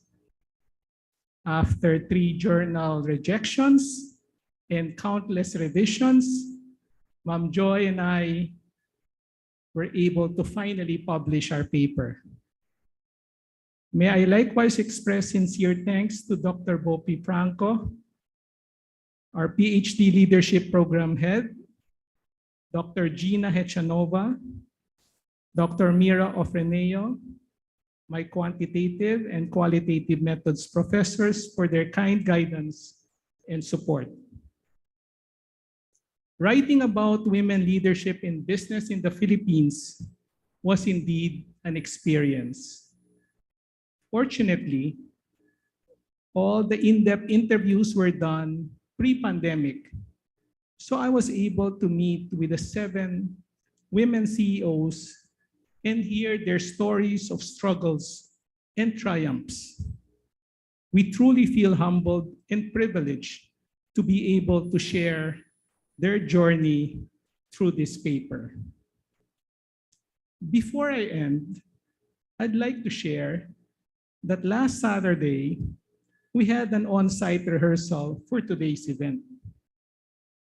After the dry run, I was able to take a short campus walk to reminisce that during my early days as a faculty member, I would often pass by the Xavier Hall and along the corridor leading to the office of the VP for Loyola Schools, I would see the 2009 framed poster for the Outstanding Scholarly Work Award for Management. In it was a photo of 5 highly respected individuals whom I consider as role models or mentors, namely Dr. Darwin Yu, recipient of the 2009 JGSOM Award, Dean Rudy Ang of the JGSOM, Father Ben Nebres, ADMU President, Dr. Tonet Angeles, Academic Vice President, and Dr. Achut Kuyegkeng, who was VP for Loyola Schools and likewise a past winner of the JGSOM Award. That framed 2009 USWA poster has served as my inspiration to dream that one day I can produce work fitting to join the ranks of past JGSOM awardees. It feels a little surreal that I am now standing before you in accepting this award, and we're extremely grateful to all the individuals who have made this journey possible. Thank you very much for this honor. Ad Maiorem Dei Gloriam, for the greater glory of God. Maraming salamat po.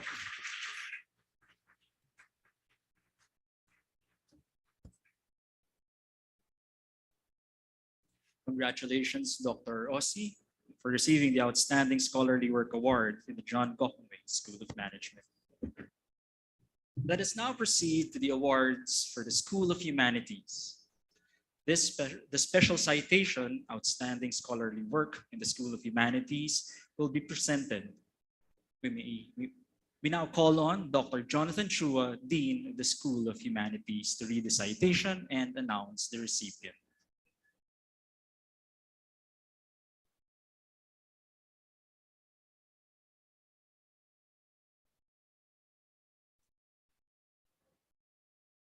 Good afternoon, everybody.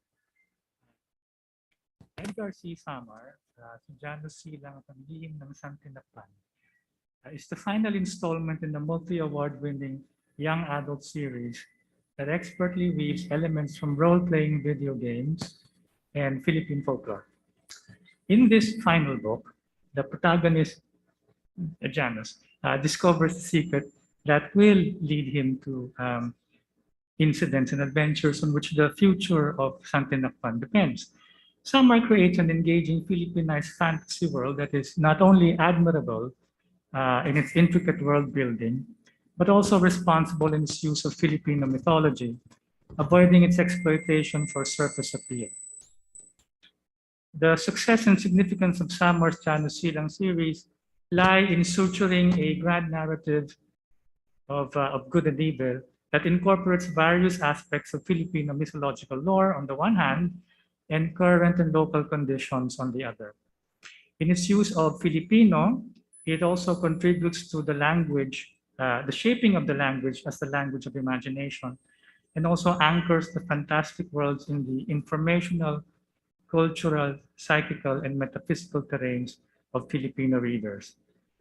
Samar's book series is creative and timely, and has a reach among the Filipino youth that is perhaps unmatched by any scholarly article.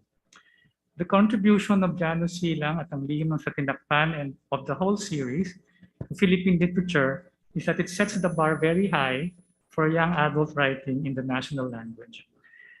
For writing a masterpiece of fiction that reflects and promotes Filipino culture and identity, this special citation is given to Dr. Edgar C. Samar, Katawaran ng Pilipinas. May I now invite Dr. Vilches, Vice President for the Loyola Schools, to present the certificate to Dr. Samar.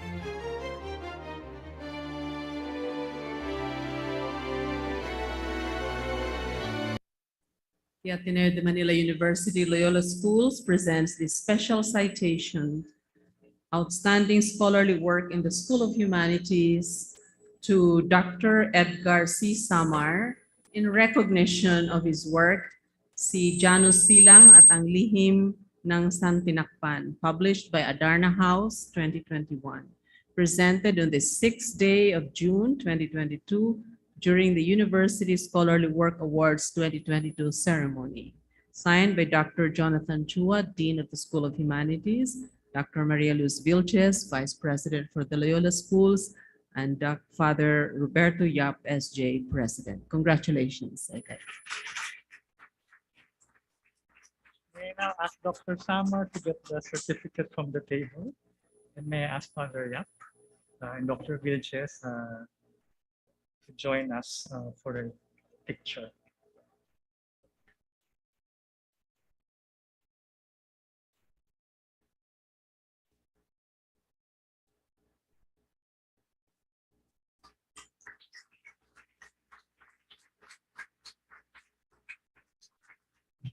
Dr. Samar will now give the response.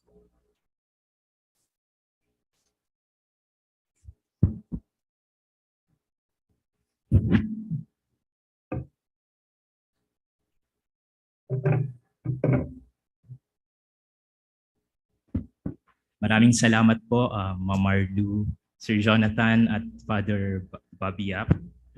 Mapagpalayang hapon po sa ating lahat. Kung tulad ni Janus Silang, spoiler po ito, no, ay may dugong pusong ako at nagagawa kong bumalik sa nagdaan. At bumalik ako para sabihin sa mas batang ako na pagdating ng 2021, magdiriwang ako ng ika-apat na pung taong kaarawan sa Japan ng mag-isa. May pandemya at mahigit isang taon nang hindi nakalalabas ang maraming tao.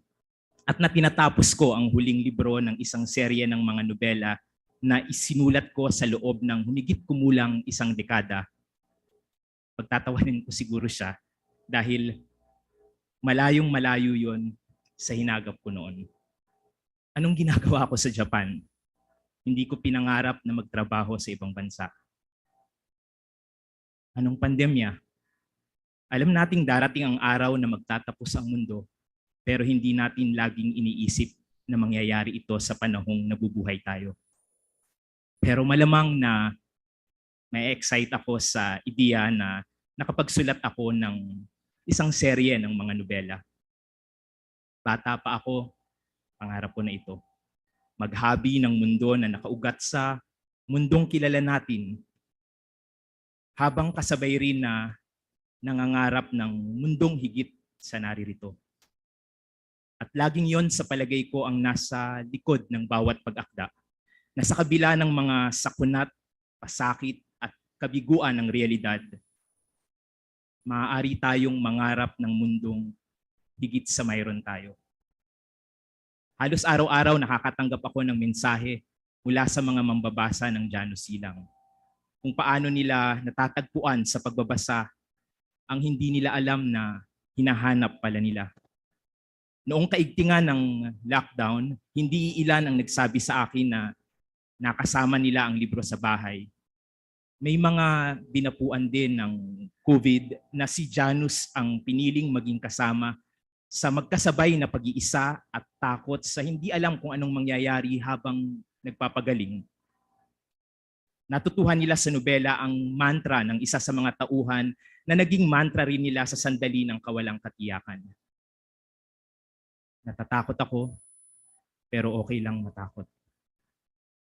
Natatakot ako, pero okay lang matakot dahil higit tayong nagiging mapagmatyag sa gitna ng takot.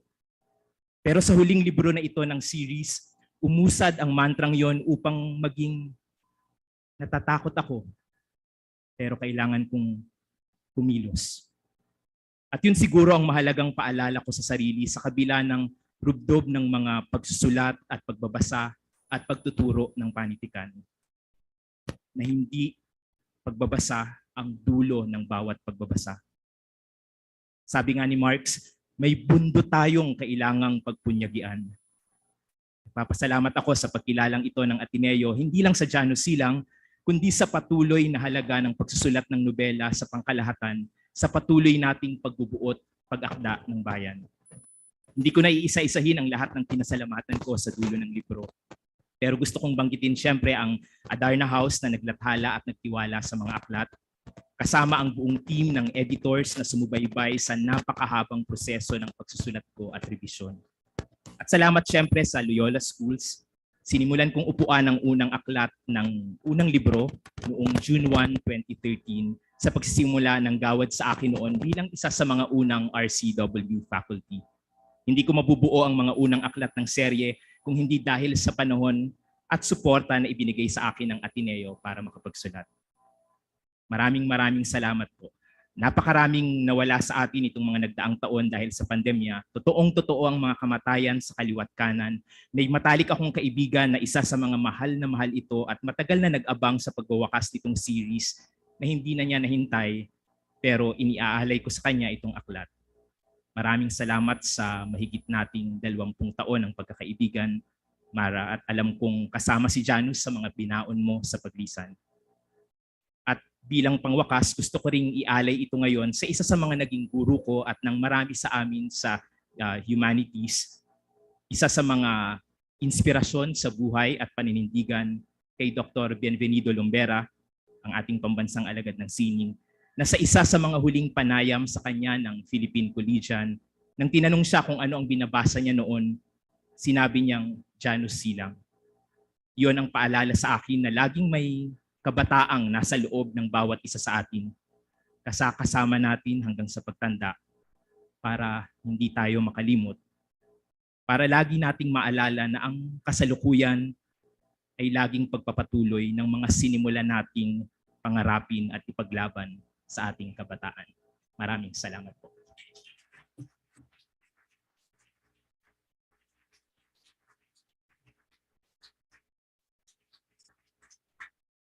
Congratulations, Dr. Summer.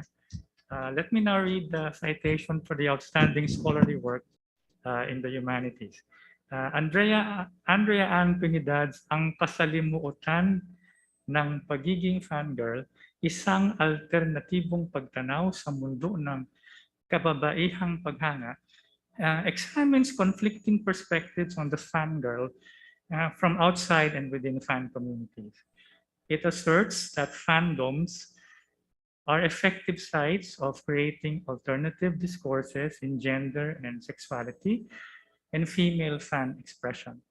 The study draws on the social media texts of fandoms and the current literature in fan studies to make inferences about the mechanisms that fans use to defy existing and deep-rooted representations in, for example, a film like Fangirl, among other texts, and to describe the identity of communities that have long been involved in creating a more liberating perspective on gender and sexuality.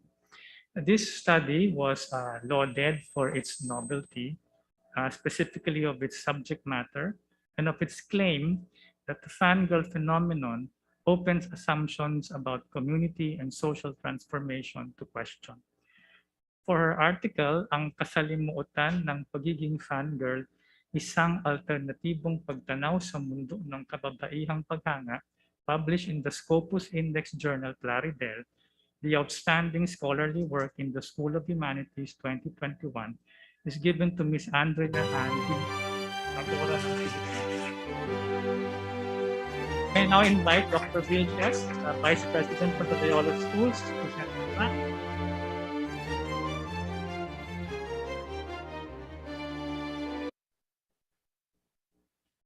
The Ateneo de Manila University Loyola Schools presents this Outstanding Scholarly Work Award in the School of Humanities to Ms. Andrea Ann I. Trinidad in recognition of her work, Ang Kasalimuotan ng Pagiging Fangirl, Ilang Alternatibong Pagtanaw sa Mundo ng Kababaihang Paghanga, published in Plaridel 2021. Presented on the 6th day of June 2022 during the University Scholarly Work Awards 2022 ceremony. Signed by Dr. Jonathan Chua, Dean of the School of Humanities, Dr. Maria Luz Vilches, Vice President for the Loyola Schools, and Father Roberto Yap, SJ, President. Congratulations. May I now call on Ms. Trinidad to give the to get the plaque from the table. And may I invite Father Bobby Yap and Dr. Vilches to join us for another picture.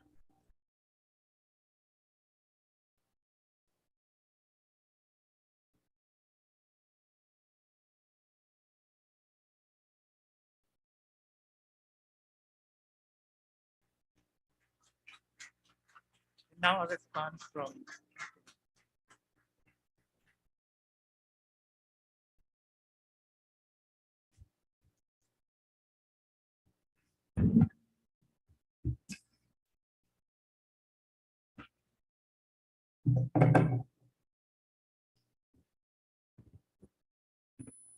Magandang hapon sa lahat. Nais ko pong ipaabot ang aking taus-pusong pasasalamat sa lahat ng naging abala sa paghahanda ng ating palatuntunan ngayong hapon. At sa lahat din siyempre na naging kabahagi sa proseso ng pagtukoy sa mga gagawaran ng Outstanding Scholarly Work Award, ikinararangal ko pong mapabilang dito.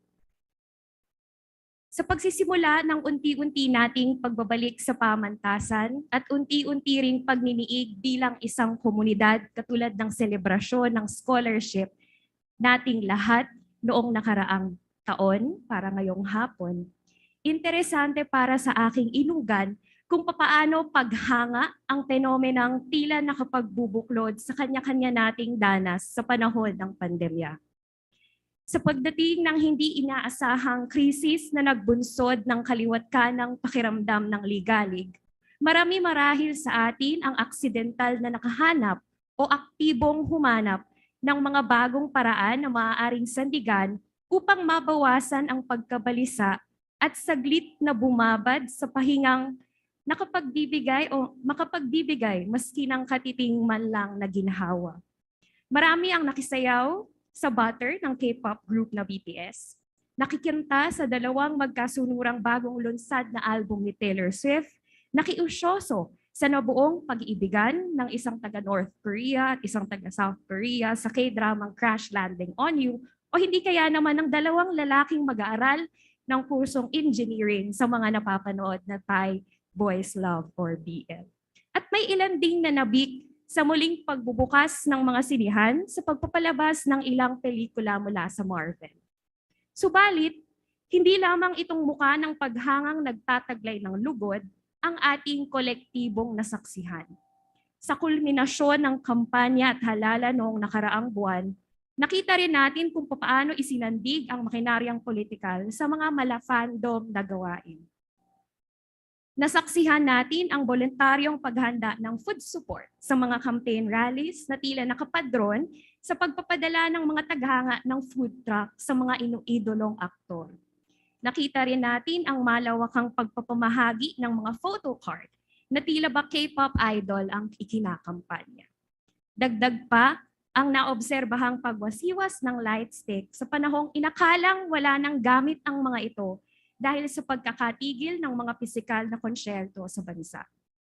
Subalit, natalo ang pamamaraang ito ng operasyong katulad ng sa fandom ay nagawa ring pigain at angkupin ang alok ng mga feature ng mga social media platform na pinagpaskila ng manahahawig sa fancam at fan edits na nakapagsusulong ng pantasyang pabunguhin muli ang pangalan ng isang pamilya. Sa mga espasyong digital na ito, literal na inangkin ang practice na tinatawag sa fandom bilang paggawa ng manip, pinaikling katawagan sa proseso ng manipulasyon na kadalasang nagtatagpi ng mga umiiral ng larawan ng idolo upang makapag-alok ng panibagong bersyon. Subalit malinaw na hindi lang retrato ang kinasangkapan para dito, kundi pati na rin impormasyon. Pinaigting ng ganitong kaligiran ang kabilaang pasaring sa bawat isa bilang mga panatikong walang kakayahang punahin ang sinusuportahang idolo. Ang ganitong tumbasan ng pagiging fan at pagiging panatikong may malabis na debosyong nauuwi sa pagkakagawa ng hindi mainam ang sentral na ipinupunto ng pelikulang Fangirl na sinuri sa ginawang publikasyon. Nagsimula sa personal na pagkainis ng tila madulas na representasyon sa isang tagahanga na laging iniuuwi sa pagturing dito bilang panatiko, nilayong itanghal ng papel ang iba pang posibilidad na nakapaglalarawan sa salimuot ng phenomenon. Katulad ng simpleng pagmamapang ginawa ngayong hapon, mula sa lugod tungo sa ligalig na kaya nitong ibigay, hindi marapat na ikulong lalo na sa pamilyar na pagkilalang tumitili, sumisigaw at humahabol lamang sa idolo ang nagagawa at kayang magawa ng paghanga. At ito ang hamon. Ang kilalanin ang kasalimuotan hindi lamang sa aspektong pangkasarian na dinidiskurso ng phenomenon, sapagkat nariyan na rin ang pangangailangang banatin ito upang sabay ring masaklaw ang iba pang kontemporanyong suliranin at issue. Maraming salamat po at muli pagbati sa ating lahat.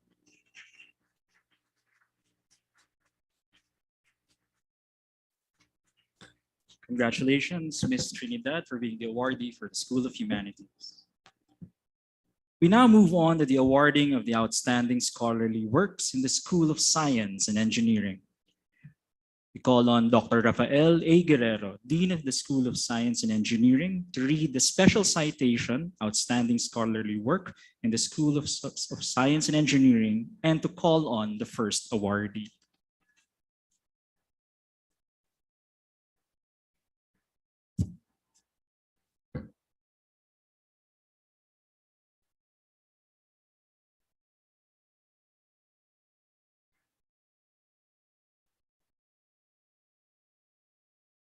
Extreme rainfall events are one of the prominent natural hazards that can lead to the loss of human lives and catastrophic damage to agriculture and infrastructure.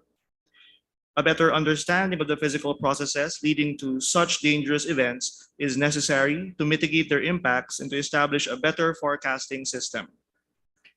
This study investigates the impact of the northward-northwestward propagating 30-60-day mode of the Boreal Summer Intraseasonal Oscillation, BSISO, on extreme rainfall events in the Philippines during the June-September season from 1979 to 2018. Analyses of large-scale circulation features show that the increase in the probability of extreme rainfall events is associated with enhanced moisture convergence induced by the cyclonic circulation anomalies of the BSISO and appearance of multiple tropical cyclones. About 36% of all extreme rainfall events over the Luzon region are associated with tropical cyclones. On the other hand, tropical cyclones contribute no more than 24% in all phases over the Visayas and Mindanao regions, indicating less cyclone influence in these regions. This study is the first attempt to clarify the impact of the BSISO on extreme rainfall events in the Philippines. It paves the way for future research involving possible applications toward developing a medium to extended range probabilistic forecast. The School of Science and Engineering recognizes the technical quality of this research, which serves as an exemplar of our efforts related to disaster science and resilience. This special citation, Outstanding Scholarly Work in Disaster Science and Resilience in the School of Science and Engineering 2021, is awarded to Dr. Lyndon Mark.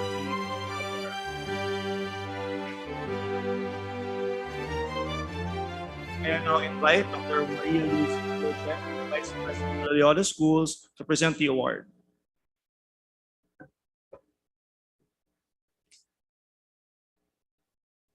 Ateneo de Manila University Loyola Schools presents this special citation, Outstanding Scholarly Work in Disaster Science and Resilience in the School of Science and Engineering 2021 to Dr. Lyndon Mark P. Olaguera in recognition of his work, Influence of Boreal Summer Intraseasonal Oscillation on Rainfall Extremes in the Philippines with John A. Manalo and Jun Matsumoto, published in the International Journal of Climatology 2021, presented on the 6th day of June 2022 during the University Scholarly Work Awards 2022 ceremony, signed by Dr. Rafael A. Guerrero, Dean of the School of Science and Engineering, Dr. Maria Luz Vilches, Vice President for the Loyola Schools, and Father Roberto Yap, S.J., President. Congratulations, Dr. Olaguera.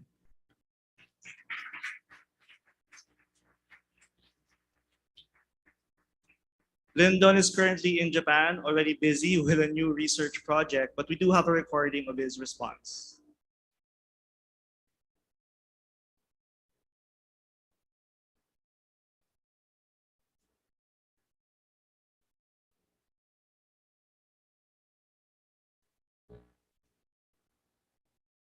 Hello everyone, I am Lyndon Mark P. Olaguera from the Ateneo Physics Department. I would like to thank our Dean, Dr. Paeng Guerrero, and the OSCO Committee for this special citation award and for giving us the opportunity to share our research on the influence of the boreal summer intraseasonal oscillation on rainfall extremes in the Philippines. Have you ever wondered why sometimes we experience consecutive or simultaneously occurring tropical cyclones? An example of such case occurred in July 2021 when typhoons Fabian and Sempaka enhanced the prevailing southwest monsoon. While La Nina or El Nino may provide the necessary conditions for the occurrence of these events, it is the shorter time scale variation called the intraseasonal oscillation or ISO that triggers the occurrence of these events. This mode of climate variability typically lasts for about 90 days. During boreal summer in the northern hemisphere, the boreal summer intraseasonal oscillation or BSISO is the dominant northward propagating ISO. In our study, we found that the 30 to 60 day mode of the BSISO significantly affects the Philippines. The figure on the left shows the life cycle of the BSISO. The blue color indicates the wet areas, while the red color indicates the dry areas. The BSISO has 8 phases, with each phase depicting the location of the wet and dry areas. For the Philippines, the wet phases are phases 5 to 8, while phases 1 to 4 are the dry phases. The BSISO propagates northward from the equatorial Indian Ocean to the western North Pacific. Scientists used empirical orthogonal function analysis to convert these spatial maps into a phase space diagram depicted on the right. The direction of propagation is counterclockwise from phases 1 to 8 in this figure. In our study, we found that the probability of occurrence of extreme rainfall increases by about 20 to 80% in phases 5 to 8 of the Bisiso, when the active convection of the Bisiso transitions from the maritime continent to the western North Pacific. We also examined the flooding events in the country as recorded in the Dartmouth Flood Observatory Archive. This figure shows the starting dates of the long-lasting and devastating flood events from 1985 to 2020. Most of these cases occur in Luzon Island in phases 5 to 8 and Mindanao Island in phases 4 to 5 of the Bisiso. So, why does the probability of extreme rainfall occurrence increases in phases 5 to 8? In our study, we found that the convective anomalies during the active or enhanced phases of the Bisiso can provide cyclonic vortices and moisture, which are the key ingredients for tropical cyclone formation. Hence, expect higher frequency of tropical cyclones during active or enhanced phases of the Bisiso. Once again, thank you for this special citation award. Have a good day, everyone.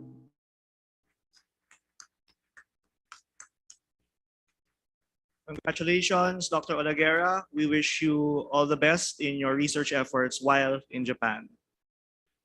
I will now read the citation and call on the second awardee, Special Citation, Outstanding Scholarly Work in the School of Science and Engineering 2021.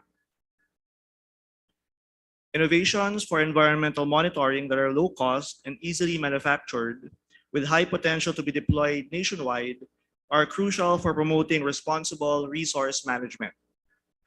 This work by Sibug Torres et al. Details the design and fabrication of a sensor that addresses the need for a low-cost tool for on-site aquaculture water quality monitoring.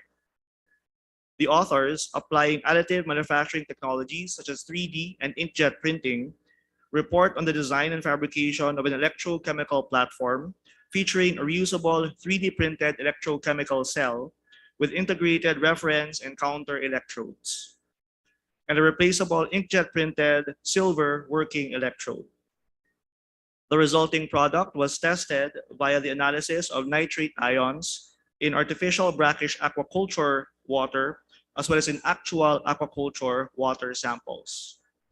The results of these analyses involving the fabricated electrode demonstrate that the use of additive manufacturing technologies such as 3D and inkjet printing is a promising approach to the development of fit-for-purpose, low-cost, miniaturized electrochemical sensor systems for point-of-use applications.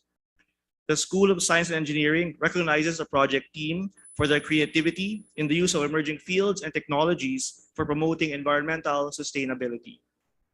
This special citation, Outstanding Scholarly Work in Emerging Fields and Technologies in the School of Science and Engineering 2021, is awarded to the team of Sarah Lance Virgil Christian G. Castillo,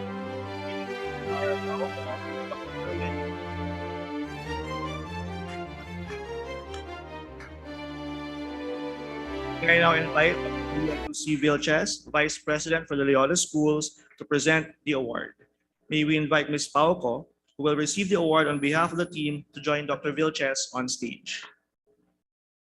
The Ateneo de Manila University Loyola Schools presents the special citation for outstanding scholarly work in emerging fields and technologies in the School of Science and Engineering to Sarah May Sibog Torres, Lance P. Go, Virgil Christian G. Castillo, Gina Lynn R. Pauco, and Erwin P. Enriquez in recognition of their work, fully integrated 3D printed electrochemical cell with a modified inkjet printed silver electrode for voltammetric nitrate analysis, published in Analytica Chimica Acta 1160-2021.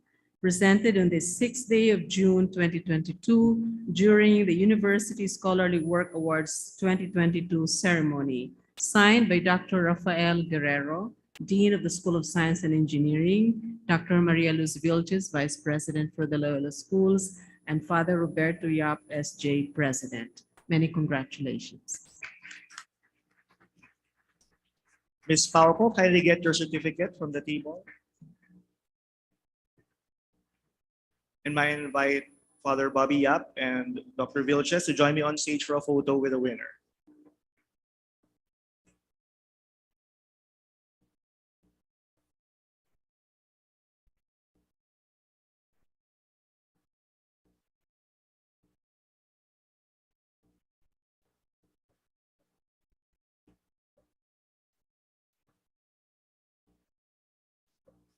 May I now call Ms. Gina Lynn Arpauco to give the response on behalf of the winning team.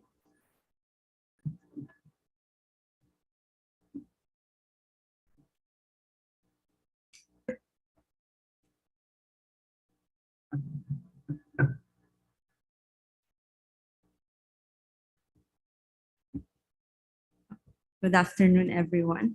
Thank you, Father Bobby, Dr. Vilches, and Dr. Guerrero. Thank you.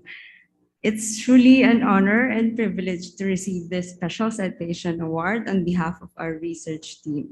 And we would like to thank everyone who supported us in our research work. Allow me to quote Adam Grant in his TED Talk about flow. He says there that in addition to mastery and mindfulness, the third ingredient to finding flow is matter. That is, knowing that we can make an impact with what we are doing. Indeed, I can say that in this research project, we found our flow in the sense that we recognize that what we were doing inside the laboratory is not just for the sake of science, but can be beneficial in the field of aquaculture. This research project has its goals of using nanotechnology combined with printing technology to develop cost-effective sensors for aquaculture water quality monitoring. And on behalf of our team, we are very grateful for the partnership we had with the Bataan Peninsula State University, who provided us with the baseline data of the parameters that needed to be monitored, which we then considered in the design and level of detection of our nitrate sensor. Our team would also like to thank Chad Picari and our collaborators from the University of California, Berkeley, and special mention also to Dr. Diaz and Dr. Macabebe, who were also part of our team. This project will also not be possible without the support from ARISE, from SOSE, and the University Research Council. Personally, I would like to dedicate this recognition to Sarah, my colleague, who is now doing her PhD in the University of Cambridge, and Dr. Enriquez for their leadership in developing this nitrate sensor, which already has 2 papers published within the same year. Sarah is a very talented researcher, and I am one of the many who is inspired by her creativity and resilience in everything that she does. Our other team members, Lance and Berhil, are also doing their PhD abroad. Again, on behalf of Dr. Erwin Enriquez and the whole team, I would like to thank everyone for recognizing our research work, and I hope this will be an inspiration to all men and women who wish to devote their talent in the world of science. Thank you.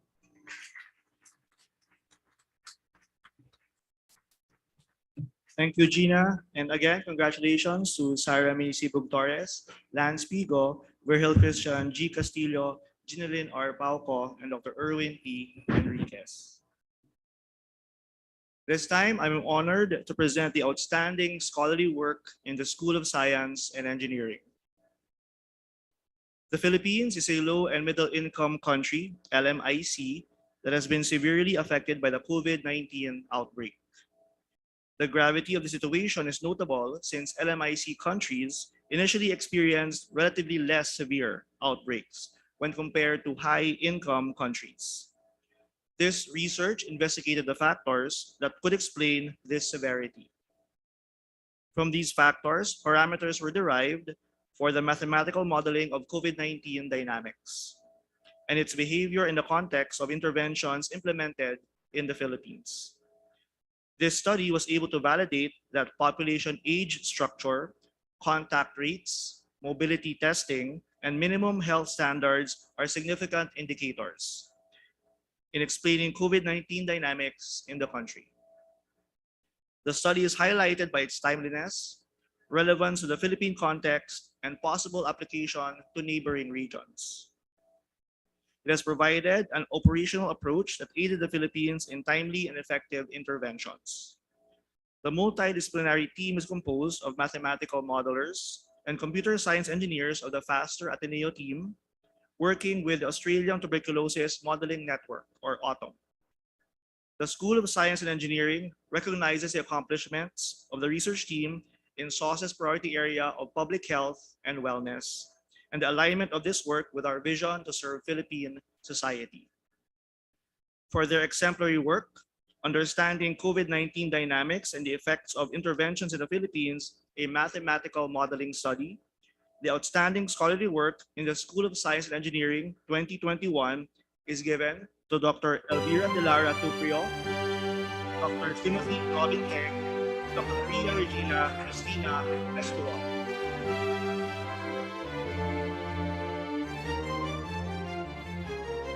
I now invite Dr. Maria Lucy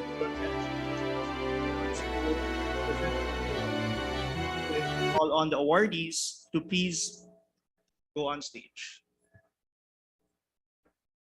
The Ateneo de Manila University Loyola Schools presents the Outstanding Scholarly Work Award in the School of Science and Engineering to Dr. Elvira de Lara Tuprio, Dr. Timothy Robin Teng, and Dr. Maria Regina Justina E. Estuar in recognition of their work understanding COVID-19 dynamics and the effects of interventions in the Philippines, a mathematical modeling study, in collaboration with Jamie M. Caldwell, Raymond Francis R. Sarmiento, Melinda Abayara Wardana, Robert Neil F. Leong, Richard T. Gray, James G. Wood, Lynn V. Le, Emma S. McBride, Romaine Ragonet, and James M. Trower, published as Article 100211 in Volume 14, The Lancet Regional Health, Western Pacific by Elsevier, presented on the 6th day of June 2022 during this University Scholarly Work Awards 2022 ceremony.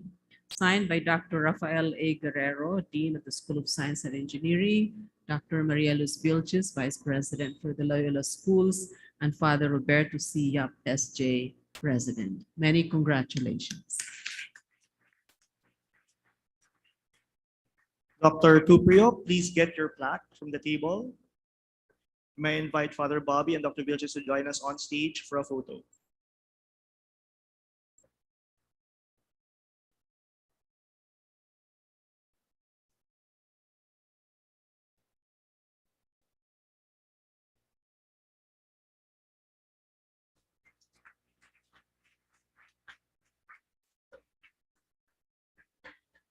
Let us now present this short clip from Dr. Jamie Caldwell, collaborator on this project.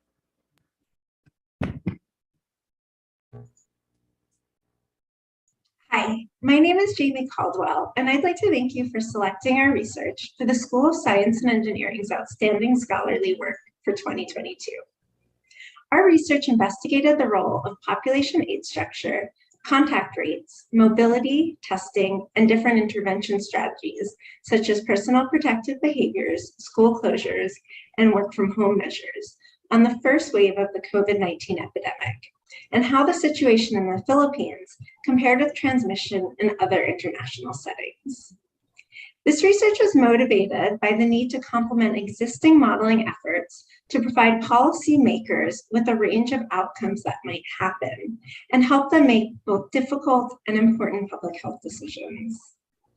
The most important finding was that prior to the widespread availability of vaccines and the spread of new variants, personal protective behaviors such as hand washing, social distancing, and mask wearing reduced transmission by up to 27%.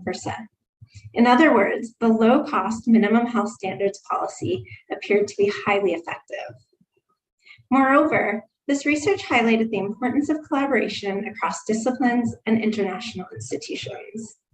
Regular feedback among modelers, policymakers, and people on the ground engaged with public health response allowed us to iteratively refine these models and provide updated scenarios weekly to decision makers.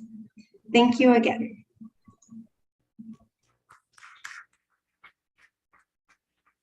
We will now hear the responses of Dr. Delara Tuprio and Dr. Estuar.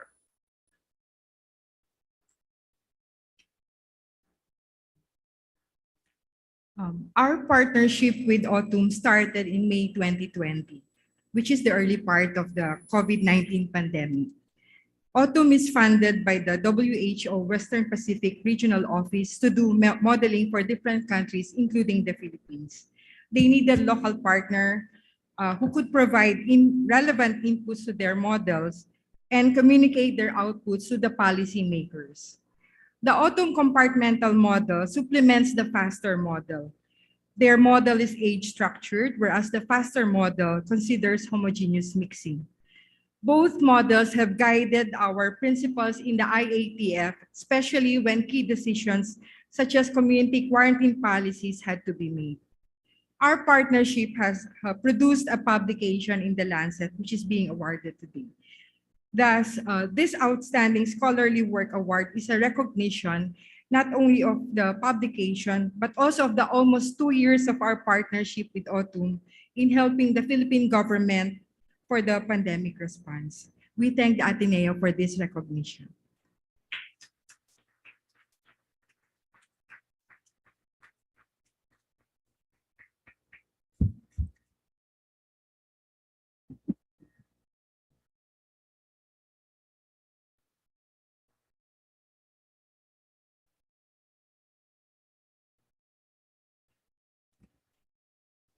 Today, we stand here being recognized for the publication, which is actually a result of weekly meetings since May 2020, when we began to explore scenarios for opening up of schools. The WHO Regional Office introduced us to the Autumn team, who was working on an age-structured model for COVID-19 that was complementary to the FASTER model. The rest is history. What makes this publication extra special is that we also contributed to the graphic art on the front cover. I would like to take this opportunity to thank our partners from the Autumn team for their tireless efforts in ensuring that we are able to provide our government with sufficient inputs for policy. More than that, we learned how to work as professionals amidst the political chaos. Though modeling played a significant part, the work went above and beyond modeling. The work that we did for the past 2.5 years would not have been possible without the support of the Ateneo de Manila University. And so we'd like to thank Father Jet and Father Bobby for the trust and confidence, to UMCO, Matex team, and to ULCO, Attorney Jim's team, for the guidance during media briefings and congressional hearings, to Dr. Ninette, Dr. Marlu, Dean Banjo, and Dean Paeng, for lending your time to read my long emails and still spare moments listening to our experiences, and for being our cheering squad. To Andre, Chair of Discs, to Eden, Chair of Math, and to Randy, Chair of the Econ Department, for lending us your faculty and staff. Thank you for entrusting me with such a huge task. To our families who painstakingly tried to understand why there were so many sleepless days and nights, and continue to forgive us for not being there. And most especially to the past and present members of the FASTER team who have silently been working behind the scenes. Thank you for saying yes. Thank you for staying with us for 2.5 years.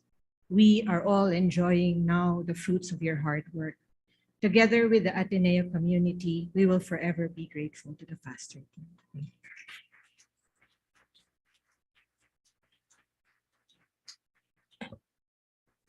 Congratulations to the recipients from the School of Science and Engineering. We now call on Dr. Serena A. Saloma Akpedenu, Dean of the School of Social Sciences, for the presentation of the Special Citation of Outstanding Scholarly Work Award in the School of Social Sciences.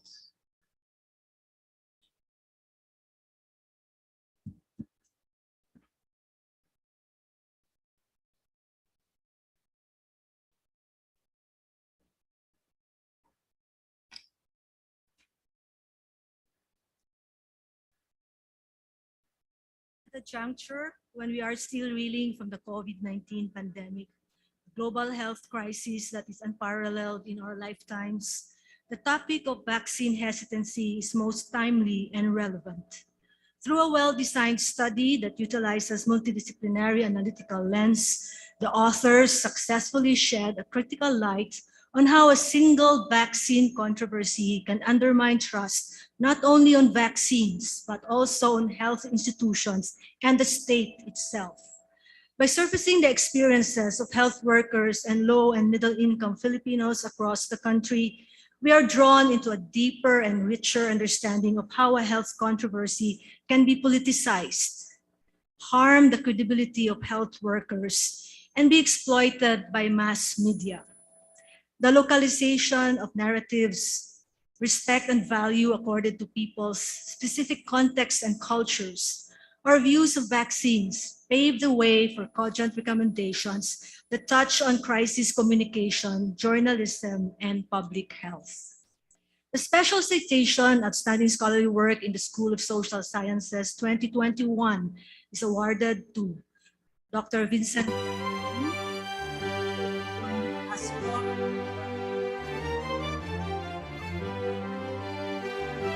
May I now invite Vice President of the University to call on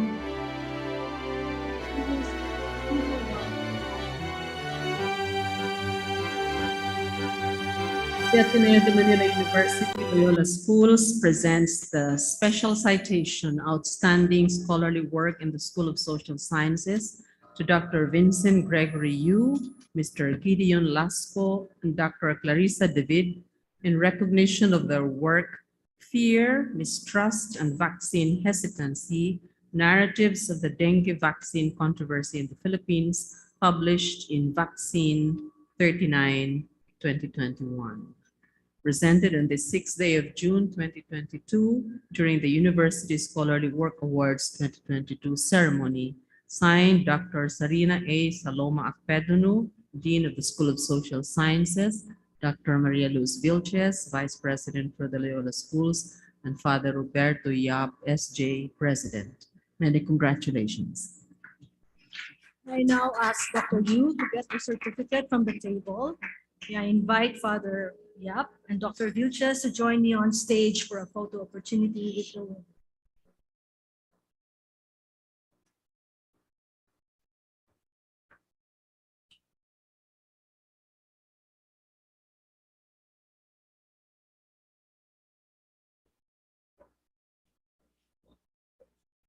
May I now invite Dr. Vincent Gregory Yu to give the response.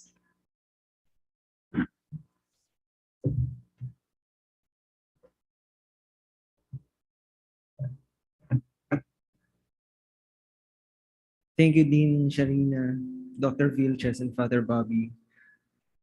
On behalf of my co-authors, Gideon and Ma'am Claire, I thank the Ateneo for this recognition. This paper is actually a product of two homes. The study upon which it was based was housed and nurtured by the Ateneo Policy Center at the School of Government. And for this, we are grateful to Dean Ron Mendoza, Ms. Ivy Rose Baisic, our study members, Ms. Jenna Atun and Jerisa Osorio, and everyone at ASOG and APC who provided the necessary support and the friendship throughout our tenure there with the Ambition Natin 2040 for Health project. Next, we thank the Development Studies program at the School of Social Sciences, which we have called home for the last 3 years, and especially our outgoing director, Dr. Jail Cornelio, who has been our beacon of leadership and, more importantly, kindness. Thank you, Jail. This paper was written in a shared belief that for any society to flourish, it must prioritize the health of its people, and that any so-called effort to prioritize the people's health must always, always be grounded from the point of view of the people themselves. If there is anything the last 2 years of the pandemic have emphasized, it's that health emergencies, from vaccination crises to politicized epidemics, will occur again and again, and that no such crisis can ever be adequately addressed or even properly understood without taking into account the perspectives of the public. Above all else, then, we work and continue to work for the health and the future of the ordinary Filipino. Thank you.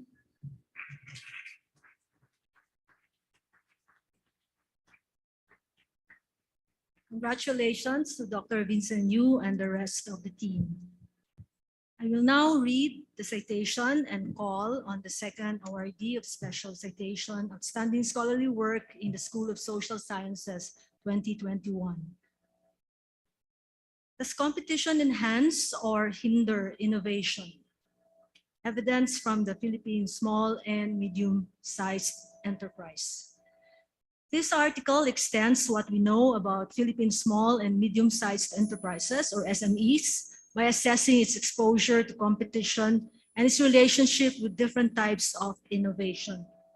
By locating which types of innovation become apparent as SMEs engage in competition, the journal article encourages a nuanced understanding of an important sector of the Philippine economy that benefits both academic research and industry. This special citation, Outstanding Scholarly Work in the School of Social Sciences 2021, is awarded to Dr. Tristan. I'll invite Dr. Maria Lucy Vice President of the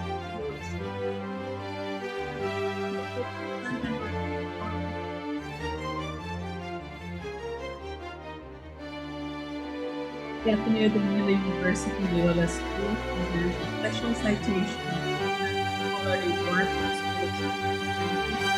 Dr. Tristan Canare in recognition of the work Does competition enhance or hinder innovation?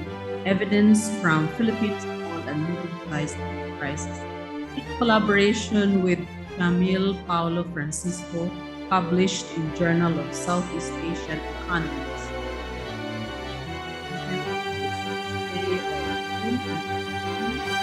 University Scholarly Work Awards 2022 ceremony. Signed by Dr. Salina A. Pedro, Vice President of the Schools, Father Roberto C. Yap, SJ, President. We will receive the certificate on behalf of the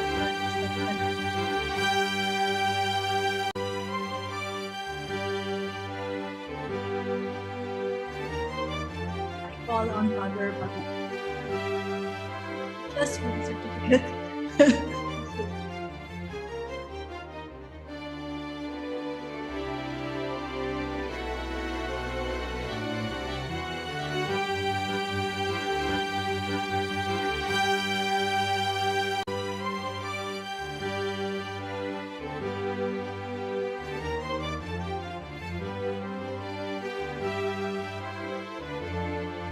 Congratulations to Dr. Canare, recipient of the Special Citation, Outstanding Scholarly Work.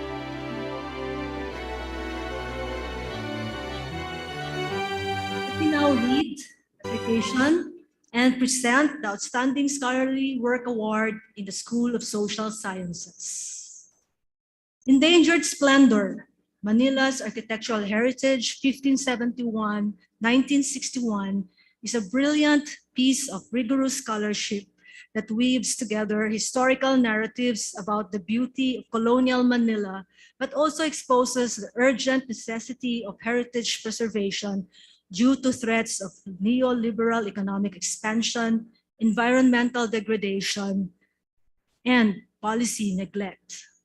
As the first volume of a series, this book excellently provided meticulous archival and architectural research blended with rigorous social science analysis by displaying the city's glorious and cosmopolitan past, and at the same time raises the importance of preserving the heritage of one of the region's oldest and most important cities.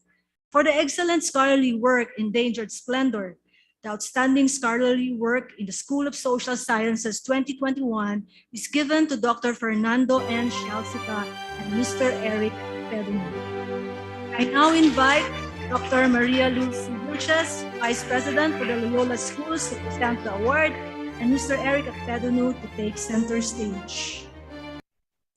The Ateneo de Manila University Loyola Schools presents this Outstanding Scholarly Work Award in the School of Social Sciences to Dr. Fernando N. Jalceta and Mr. Eric Acpedonu in recognition of their work, Endangered Splendor, Manila's Architectural Heritage 1571-1960, Volume 1, The Center, published by the Ateneo de Manila University Press, presented on the 6th day of June 2022 during the University Scholarly Work Awards 2022 ceremony, signed by Dr. Saloma Acpedonu, Dean of the School of Social Sciences, and Dr. Maria Luz Vilches, Vice President for the Loyola Schools, and Father Roberto Yap, SJ, President. Many congratulations.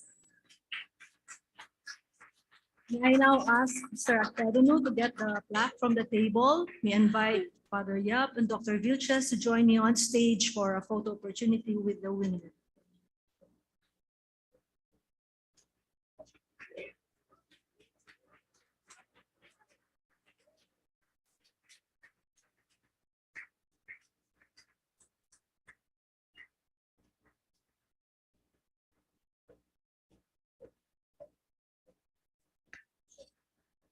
We will first play the video response of Dr. Fernando Jalceta, then Mr. Acpedonu will give the response.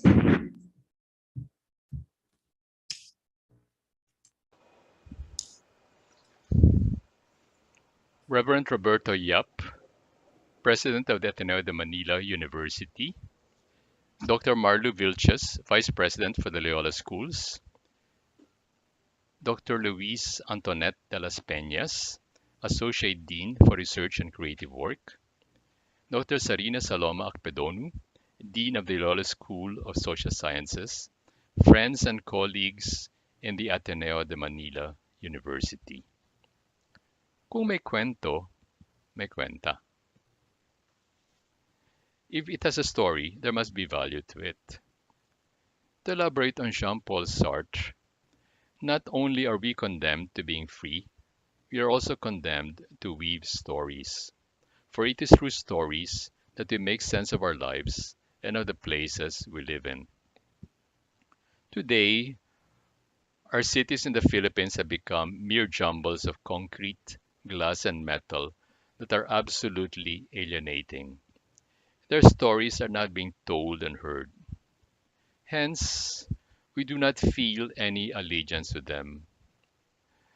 Note what Emilio Jacinto said, "Kung walang pagmamahal, ang mga bayan ay di magtatagal." Fortunately, however, over the past 15 years, many, both young and old, are now eagerly exploring the districts of Manila by taking walking tours. A city becomes alive through its streets and buildings, but significant buildings must be conserved. In response to this need, we conceived of this 3-volume book. I wrote the chapters on each district and walked, sometimes with our team of researchers, at other times alone. Eric Acpedonu wrote on key issues concerning heritage and assumed the burden of coordinating the research team and doing the visual documentation.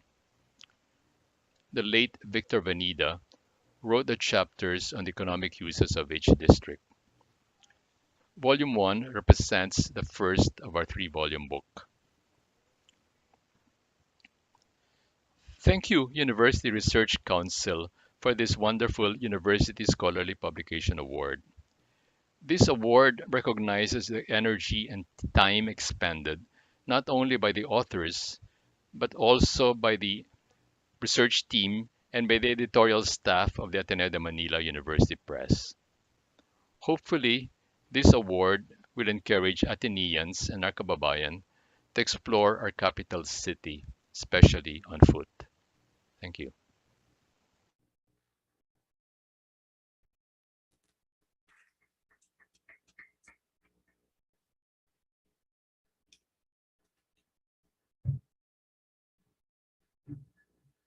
So following the acknowledgements by Dr. Fernando Jalceta, I wish to thank this jury for honoring endangered splendor with this highly esteemed award. We very much appreciate it.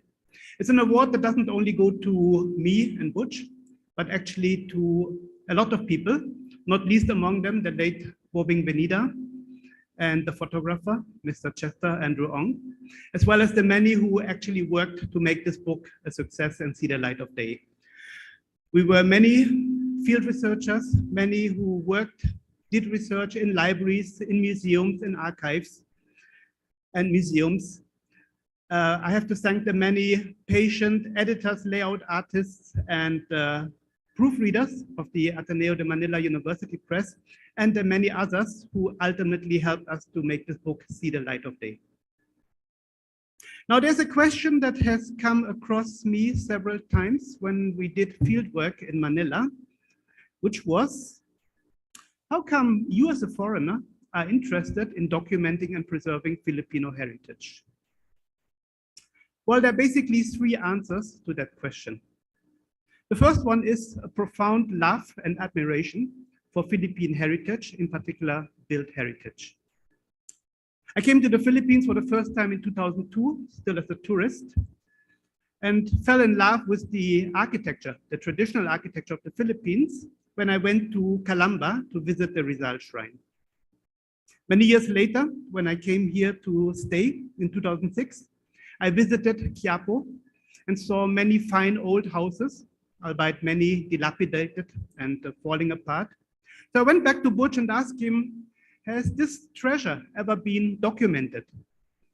And he replied, well, okay, a little bit of documentation has been done, but it is incomplete, it is only partial and not comprehensive. Lack of funds, the usual problem. Little did I know that just 2 years later, it would fall upon me in particular, together with Butch, to actually complete this research, to deepen it and to expand it way beyond Manila and to include the whole of Metro Manila, a work that did several years of activity. The second answer is, the Filipino heritage, of course, primarily belongs to the Filipino people, that's quite obvious, but it also belongs to the many others who over the centuries made their home here in the Philippines. We're talking about Chinese, we're talking about Spaniards, Americans, even Japanese. It also belongs to them. As a matter of fact, we are all a big human family, and therefore, the heritage of the Philippines, to some degree, also belongs to every human on this planet. Be they Germans, Russians, Congolese, doesn't matter, and vice versa, of course. The third answer is that built heritage is ultimately about quality of life. Manila has been my home for the past 16 years, and therefore I would love to see Manila as a beautiful, inspiring, and interesting metropolis, which stimulates curiosity and exploration. I want to see it as a place worth living, worth exploring, a place to enjoy. And built heritage as an inseparable part of this quality of life. Manila is the cradle of the Philippine nation.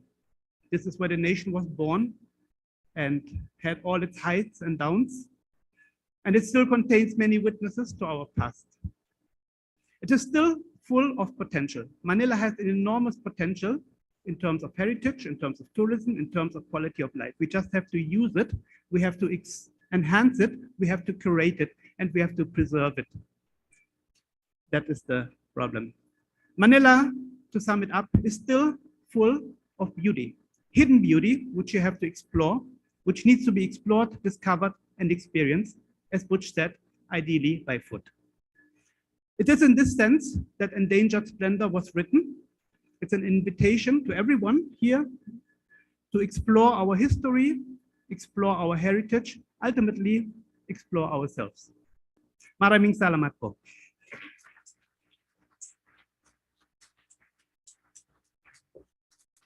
Thank you very much, and congratulations to Dr. Jalcita and Mr. Akpedunu.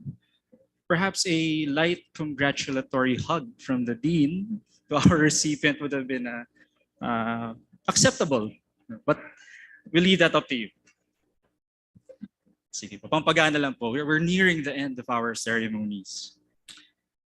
We now proceed to the award of the Outstanding Scholarly Work from the Ateneo Professional Schools. May I now call on Dr. Maria Lucy Vilches, Vice President for the Loyola Schools, to read the citation and to award the winner.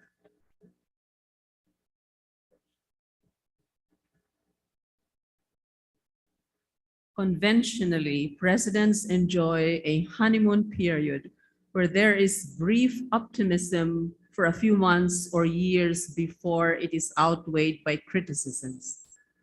President Rodrigo Duterte, however, enjoyed high approval ratings throughout his term, despite his controversial political style and public policies. To make sense of this, the Ateneo School of Government analyzed a unique 2019 survey data set of urban poor Filipinos in NCR. There is strong evidence of bandwagoning in communities as well as evidence for misinformation on the drug war, cultivating support for the president.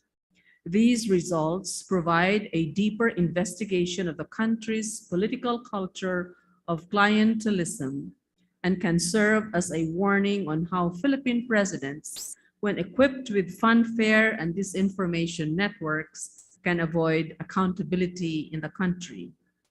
For their work unpacking presidential satisfaction, preliminary insights from survey data on the bottom poor in Metro Manila, the outstanding scholarly work in the Ateneo Professional Schools 2021 goes to Dr. Tristan A. Ronald Mr. Jurel K. Yap, Mr. Leonardo M.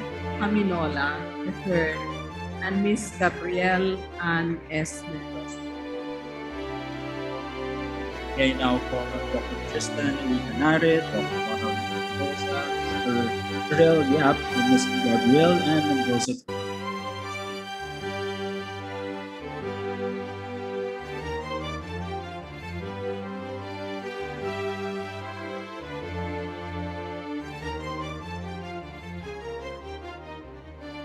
Ateneo de Manila University Professional Schools presents this outstanding scholarly work in the Ateneo Professional Schools, Dr. Tristan A. Canare, Dr. Ronald U. Mendoza, Mr. Jurel K. Yap, Mr. Leonardo M. Haminola III, and Ms. Gabrielle Ann S. Mendoza, in recognition of their work unpacking presidential satisfaction, preliminary insights from the survey data on the bottom poor in Metro Manila, published in Philippine Political Science Journal 2021, presented on the 6th day of June 2022 during the University Scholarly Work Awards 2022 ceremony. Signed, Dr. Ronald U. Mendoza, Dean of the Ateneo School of Government, Dr. John Paul Vergara, Vice President for the Professional Schools, and Father Roberto C. Yap, SJ President. Many congratulations. May I now ask Dr. Mendoza to get the plaque from the table? Or Ms. Mendoza? And may I ask Father Bobby Yap and Ma'am Dr. Marlu Vilches to please join the photo wall.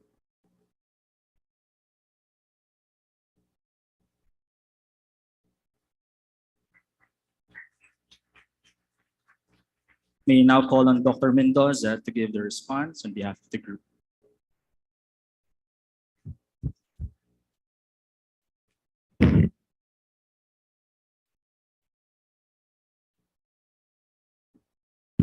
First, I would like to clarify that Gabby and I are not a dynasty. I don't know where she comes from. We embarked on this study sometime around 2019, and it was driven by the concern that political approval ratings could be shaped, not by manipulating the survey process and operations, but by hacking the perceptions and emotions of the survey respondents themselves. In our study, we found very little correlation between economic policy outcomes and presidential approval, despite economic outcomes like inflation and wages topping the concerns of citizens consistently across different surveys. Instead, we exposed evidence of what we call herd behavior. individual perceptions of the group's satisfaction appeared to be linked to a respondent's own answer on satisfaction. We also found evidence that respondents who are more likely to support President Rodrigo Duterte are also more likely to believe in the fake news that drug overdose is one of the leading causes of death for the Philippine youth. It is not, by the way, it is pneumonia. Given this information, patterns of herd behavior, and the chilling effect on formal media, the end result is likely a confusing information environment from which to base opinions. And this is what likely the surveys will capture. This type of research and knowledge on new technologies is double-edged. It can be used to manipulate and pacify populations, or it can inform us how we can better capture and empower the true voice of the people. If we approach this area with deep humility and even deeper ethical moorings, then we're hopeful that in the flood of social and traditional media noise today, we might be able to hear and better understand the voice of our people. I thank the young interdisciplinary team whose energy, expertise, and curiosity drove this study and many others like it, around 25 journal articles this year. I thank my good friends in the major survey institutions who took our findings in stride and in fact, encouraged me to do more studies like this. And finally, I'm grateful to the Ateneo and the Ateneo senior management, Father Bobby, Father Jet, Donette, Marlu, John Paul, my fellow deans spanning back to before Dean Dodi, Dean Manulet, before Dean Joey, Dean Sed, and before Dean Jet, Dean Rudy. I'm grateful to all of them for helping us, strengthening us in ASOG, and encouraging us to provide the platform to innovate and create institutions like the Ateneo Policy Center, without which this study would not be possible. Thank you very much. Congratulations again to our awardees. We are nearing the end of the program and we will be calling on the other important awards at this point. We will now be presenting the Scholarly Work Award with Most Social Impact. The Scholarly Work Award with Most Social Impact recognizes scholarly work that makes a distinct difference in addressing socio-civic and national development concerns, and at the same time, demonstrates sound scholarship.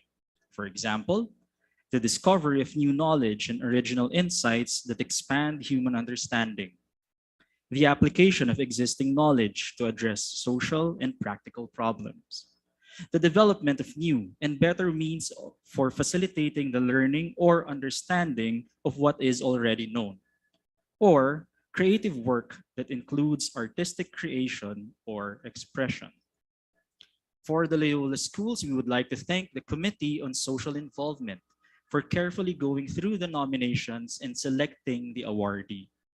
We also thank the APS Committee for their work on selecting the winner.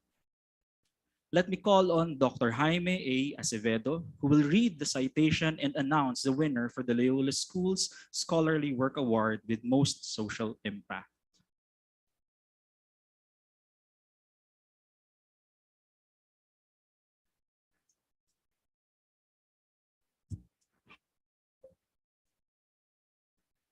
Triggered is a very special project that does not come often.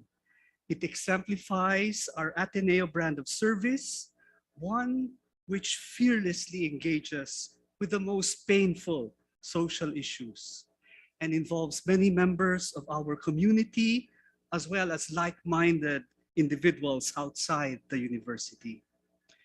In this incredible project, Joyce Martin and Sian Abad Hugo of the Department of English worked with students and faculty to write creative pieces on the extrajudicial killings.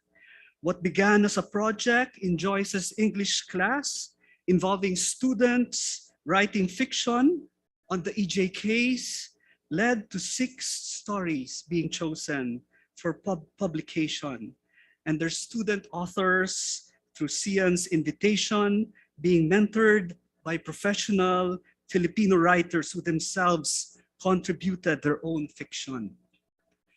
So this project is the result of a collaborative process between students and mentor writers, some of whom are faculty who took on the horrors of the EJ case, and through their verbal art fashioned a volume that reminds us all of these terrible events. The release of the volume could not have been more timely when we are all facing the threat of history being minimized, revised, and erased. The voices of Joyce, Sian, the students, and the writer mentors serve to remind us never to forget, to keep working for the vulnerable and marginalized. But the craft of this volume is not just through words, but images as well. As a multimodal work, noted artists, including one of the country's foremost comic book artists, Arnold Array, were invited to illustrate. So what we have is a beautiful interrelationship between words and images. These images add a very poignant sense of poetic artistry to this volume. Finally, what is a work of social impact without actual social impact? All proceeds of this book go to the EJK Orphans Program of the Diocese of Caloocan. That proceeds go to those who really need them gives Triggered the potential to make a lasting impact on those who were most hurt by the EJ case. So how does this volume exemplify the Ateneo brand of service? It does so by involving many members of the community, by opening engagement with painful social issues which could easily be forgotten, by bridging differences through allowing conversations to happen between different individuals who share the same concerns, and lastly, by ensuring that scholarly work translates to actual social impact and aid. Triggered indeed exemplifies the Ateneo values of magis, cura personalis, and bringing our Lord's light into a dark, dark world. The Loyola School's outstandingly scholarly work with most social impact goes to Dr. Jocelyn S. Martin, Dr. Celeste Aida A. Hugo, Mr. Glenn L. Diaz, Mr. Alexis Augusto L. Ola, Mr. Jaime Maria L. Bautista, Mr. Samantha Chu, Mr. L. Christina, Basa, Mr. Ron Edward Nadella, Mr. Dan, and Ms. Catalina. Work triggered repeated responses, extrajudicial killings.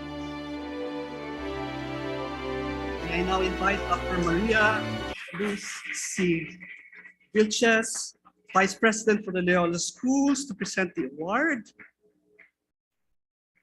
The Ateneo de Manila University Loyola Schools presents this Outstanding Scholarly Work Award with Most Social Impact to Dr. Jocelyn S. Martin, Dr. Celeste Aida A. Hugo, Mr. Glenn L. Diaz, Mr. Alexis Augusto L. Abola, Mr. Jaime Maria L. Bautista, Mr. Carlomar A. Dawana, Ms. Samantha Chu, Mr. Amiel Christian Diuna, Ms. Patricia Narvasa, Mr. Ron Edward Nadella, Ms. Jan Caitlin Ong, Ms. Catarina Rodriguez, in recognition of their work, Triggered, Creative Responses to Extrajudicial Killings in the Philippines, published by Chamber Shell Publishing, Muntinlupa.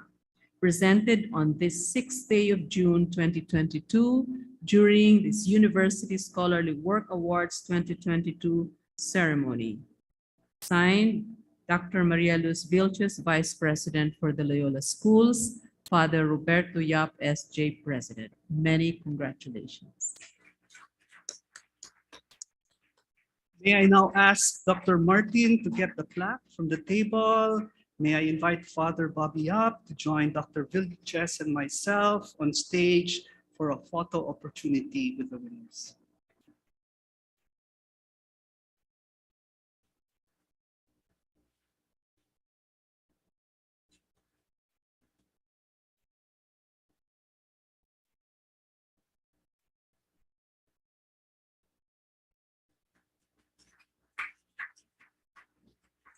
May I now call on Dr. Joyce Martin, Dr. Cian Hugo, and Mr. Jamie Bautista to give the responses. Thank you very much to the rest of the team.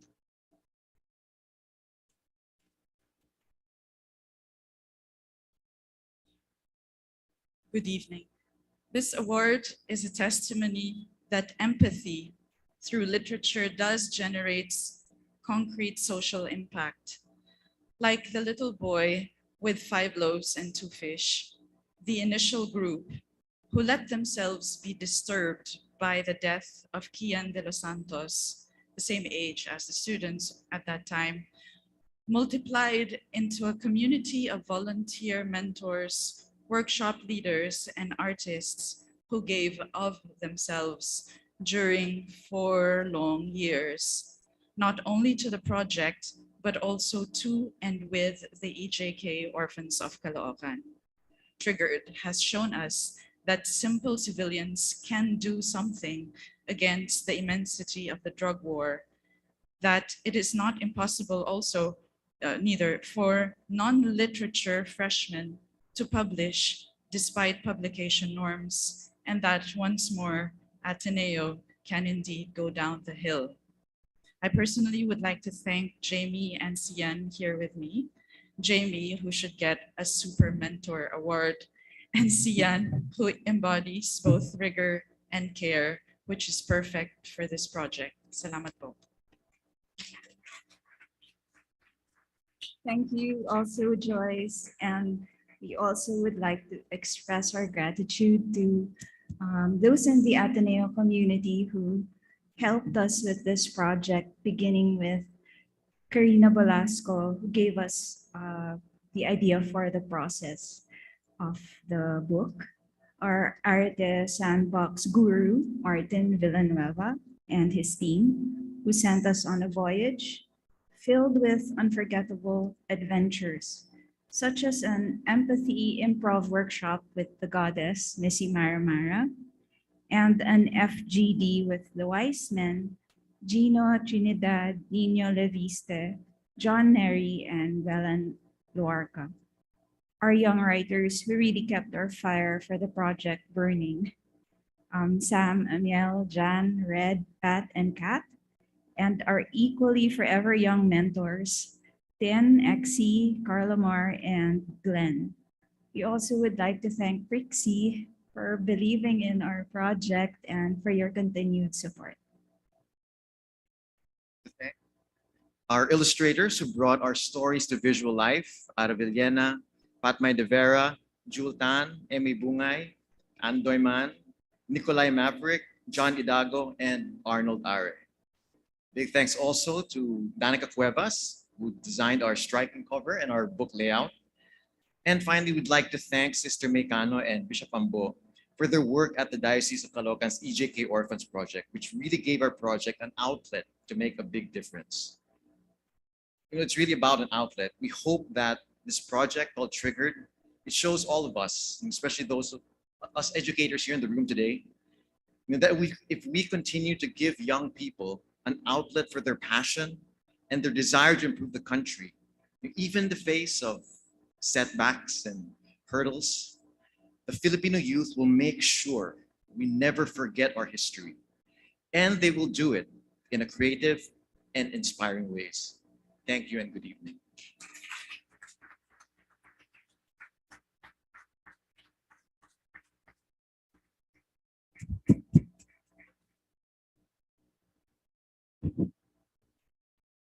Congratulations to the Trigger team for winning the ALS Scholarly Work with Most Social Impact. We now proceed to the awarding of the Ateneo Professional Schools. May I now call on Dr. Sinon R. Alfonso, Dean of the Ateneo School of Medicine and Public Health, to read the citation for the APS Scholarly Work Award with Most Social Impact.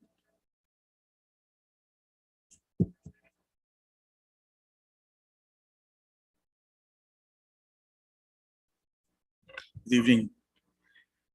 The Philippine National Rural Physician Deployment Program, or more commonly known as the Doctors to the Barrios Program, was created by the Department of Health in 1993 to address the lack of doctors practicing in geographically isolated and disadvantaged areas in the Philippines.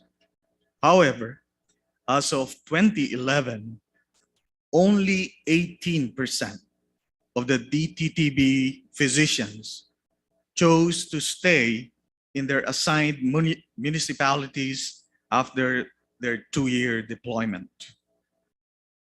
The study, Factors Affecting Retention in the Philippine National Rural Physician Deployment Program, a mixed method study funded by the ASMPH Center for Research and Innovation and published in Biomed Central Health Services Research, was carried out by a group of ASMPH students, researchers, to investigate why very few of our doctors to the barrios stay in their place of assignment after their 2-year tenure. They conducted this as a requirement for their research methods and translation module, applying what they have learned in conducting mixed methods research. Our student researchers asked former DTTB physicians regarding their own experiences in the program, what made them stay, what made them leave, and their recommendations on how to improve the DTTB program to encourage future physicians to stay and serve in their assigned communities. This study is a testament to the ability of our students, when properly guided and inspired, to produce research that is timely and socially relevant.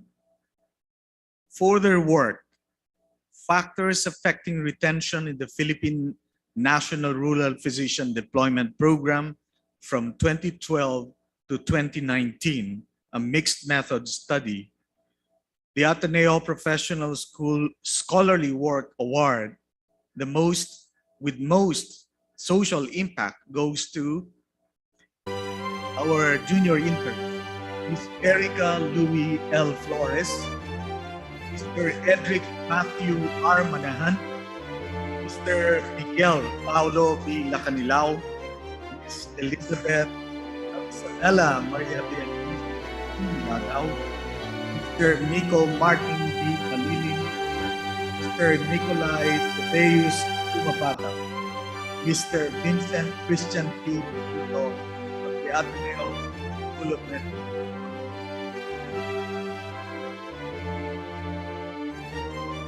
I now invite Dr. Marlu, Vice President for the Ateneo Professional School, so IIC, to present the award. May I also ask all our winners, complete, to come to center stage. The Ateneo de Manila University Professional Schools presents this Outstanding Scholarly Work Award with most social impact to Ms. Erica Luis L. Flores, Mr. Edric Matthew R. Manahan, Mr. Miguel Paulo B. Lacanilao, Ms. Isabella Maria Beatriz T. Ladao, Mr. Miko Martin B. Malilin, Mr. Nicolai Tadeus Q. Mapatao, Mr. Vincent Christian F. Pepito, in recognition of their work, Factors Affecting Retention in the Philippine National Rural Physician Deployment Program from 2012 to 2019, a mixed method study published in BMC Health Services Research 2021, presented on the 6th day of June 2022 during this University Scholarly Work Awards 2022 ceremony. Signed, Dr. John Paul C. Vergara, Vice President for the Professional Schools, Father Roberto C. Yap, SJ, President. Many congratulations. Nick, you have to take the flag. We invite Father Bobby and Dr. Vilches.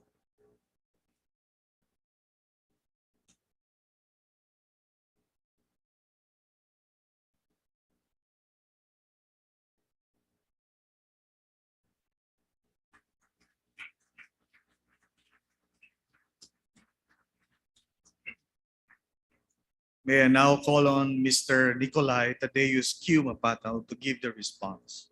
And many congratulations to the rest of the team. Thank you for the introduction, Dean Dodi. Magandang gabi po sa inyong lahat. Malugod po namin tinatanggap ng aming grupo na kinabibilangan ni Eka Flores, Bea Ladaw, Edric Manahan, Miko Lacanilaw, Miko Malilin, at ng aming patnubay na si Sir Vincent Pepito ang parangal na ito. Maraming salamat po sa pagkilala sa aming pag-aaral. This research is a product of the efforts of hundreds of people. We would like to thank the people who served as our mentors, Dr. Manuel Dairit, our former dean, Dr. Elvira Dairit, our professor in Human Resources for Health, Dr. Johan Leonardia, whose research on DTTBs greatly inspired ours.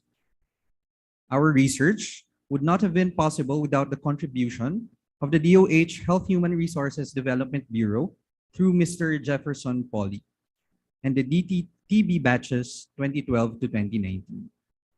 We also would like to thank Dr. T.P. Tanchanco and Dr. Sinon Alfonso for extending all kinds of support possible for our study. Health is a human right. In the most disadvantaged and isolated regions in our country, there are doctors who voluntarily enlisted to become doctors to the barrios to ensure that the least, lost, and last receive the basic right of medical care. They are obviously heroes, more so if we recognize the fact that they have very minimal budget, staff, supplies, and infrastructure. Most of them consider cell phone signals and internet connections luxuries. Many of them have to travel to another island or to the other side of the mountain to bring patients to higher levels of care. The data is already in our research paper, but perhaps the more valuable lessons we have learned through our conversations with them. And if we have to summarize their experiences in one sentence, health is political. Health is political because there is no equity in the healthcare received by the marginalized versus other social groups. Health is political because even at the local level, doctors to the barrio struggle to find allies in ensuring good health outcomes for their own patients.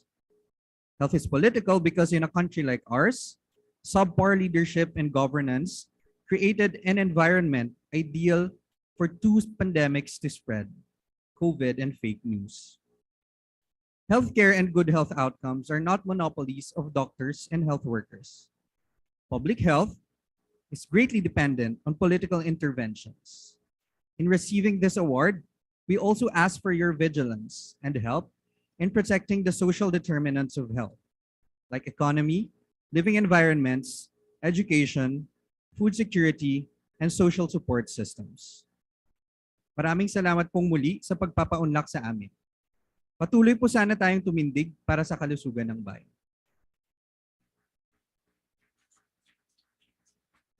Thank you and congratulations to all the winners from the APS Outstanding Scholarly Work with Most Social Impact. May I now call on Dr. Charlotte Kendra G. Gonzalez, Director of the Ateneo Institute of Sustainability, to read the citations for the Loyola School Scholarly Work Award in Sustainability.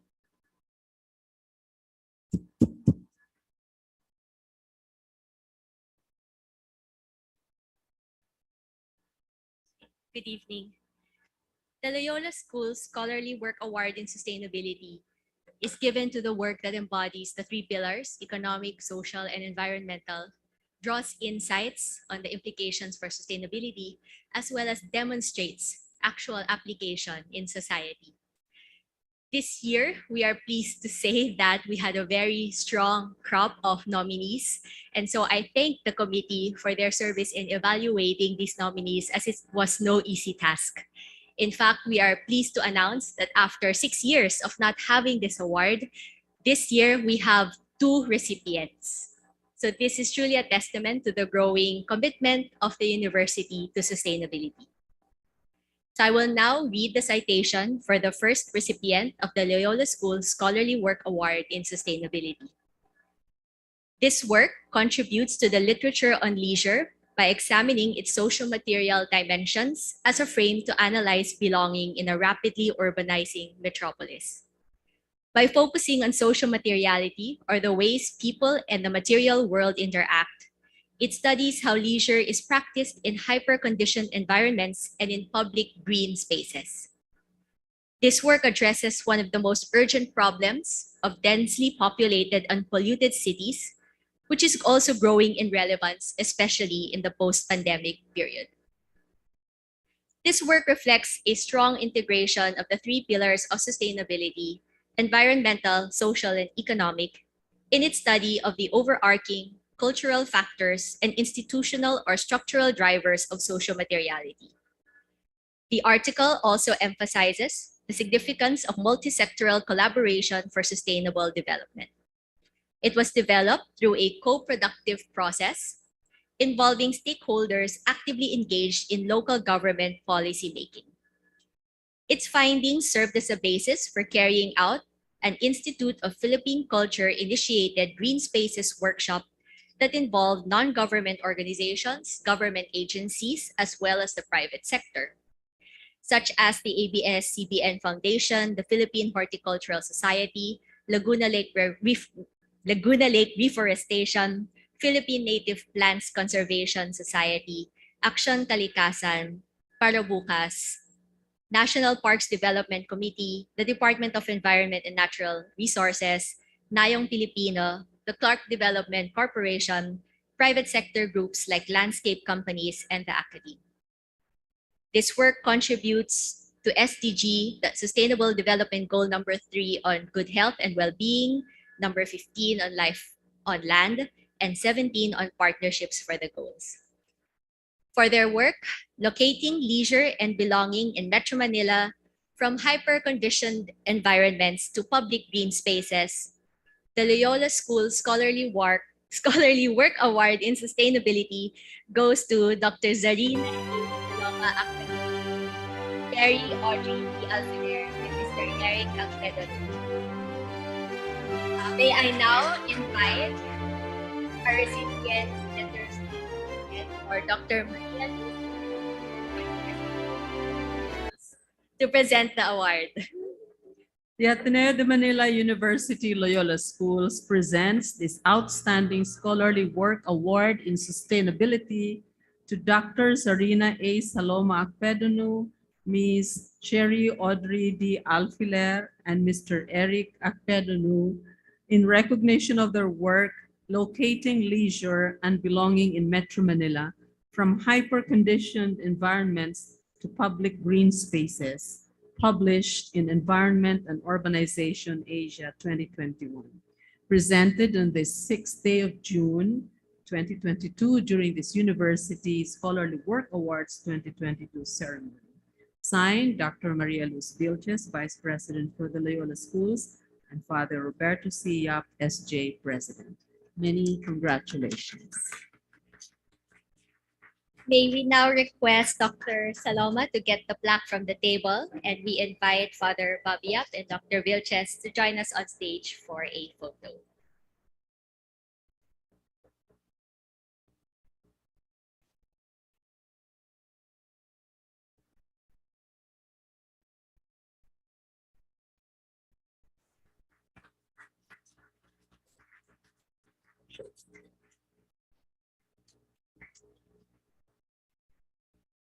May I now call on Ms. Cherry Audrey Alfiler to take center stage and give the response on behalf of the team.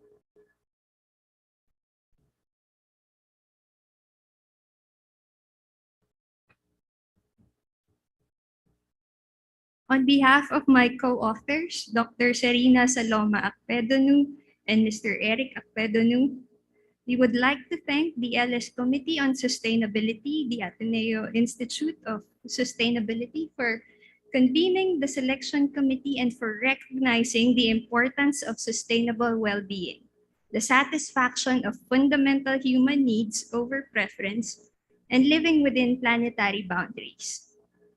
We would like to acknowledge with much gratitude the funding support from the ETH Zurich and the Swiss State Secretariat for Education, Research, and Innovation, the Institute of Philippine Culture, the Department of Sociology and Anthropology, School of Social Sciences, the Department of Fine Arts, School of Humanities, and the Loyola Schools for their continued support.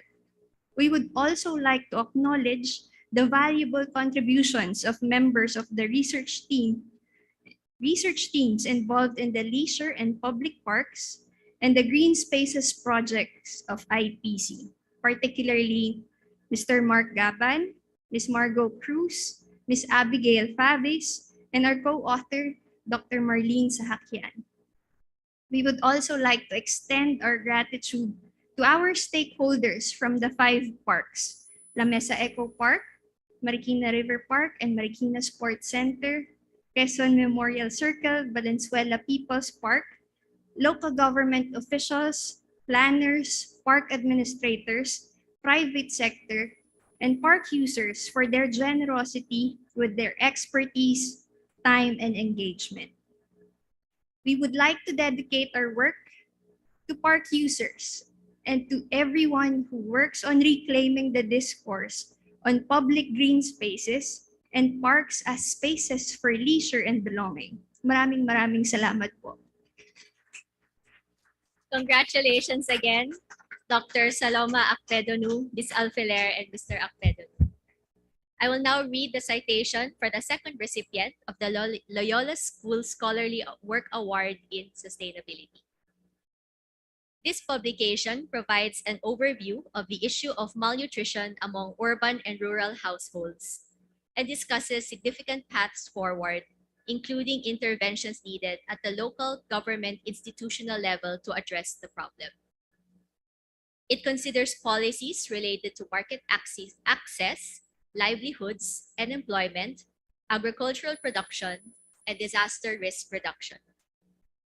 This work represents an excellent multidisciplinary research project combined with effective initiatives that produced results.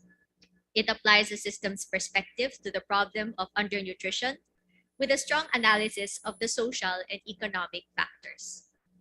Recommendations from the project have been applied by partner stakeholders in local government, such as the Valenzuela City LGU and the Provincial LGU of Davao de Oro, as well as national government, such as DepEd and DSWD.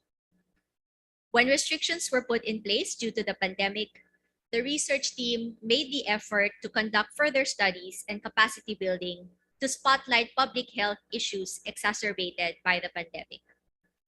A web-based app is even being developed to consolidate encoding and reporting for DepEd's school-based feeding program.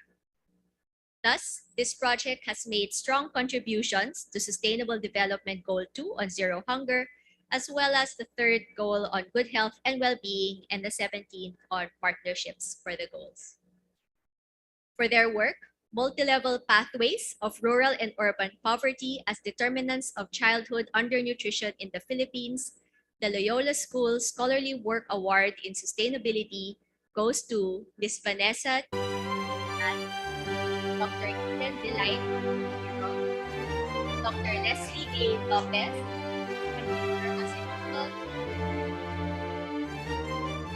May I now invite Dr. Maria Lucy Vilches, Vice President for the Loyola Schools, to present the award, and for Mr. Sescon and Dr. Lopez to take center stage. The Ateneo de Manila University Loyola Schools presents this Outstanding Scholarly Work Award in Sustainability to Miss Vanessa T.C. Van, Dr. Eden Delight P. Miro, Dr. Leslie A. Lopez, and Mr. Joselito T. Sescon, in recognition of their work, Multi-Level Pathways of Rural and Urban Poverty as Determinants of Childhood Undernutrition in the Philippines, published in Journal of Poverty. Presented on the 6th day of June 2022 during this University Scholarly Work Awards 2022 ceremony. Signed, Dr. Maria Luz Vilches, Vice President for the Loyola Schools, and Father Roberto C. Yap, SJ, President. Many congratulations.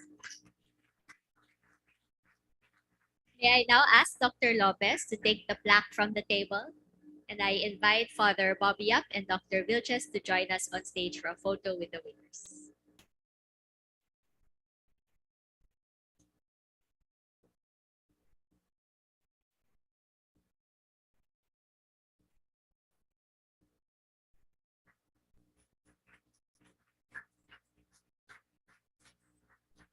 We now invite Dr. Lopez to give the response on behalf of the team.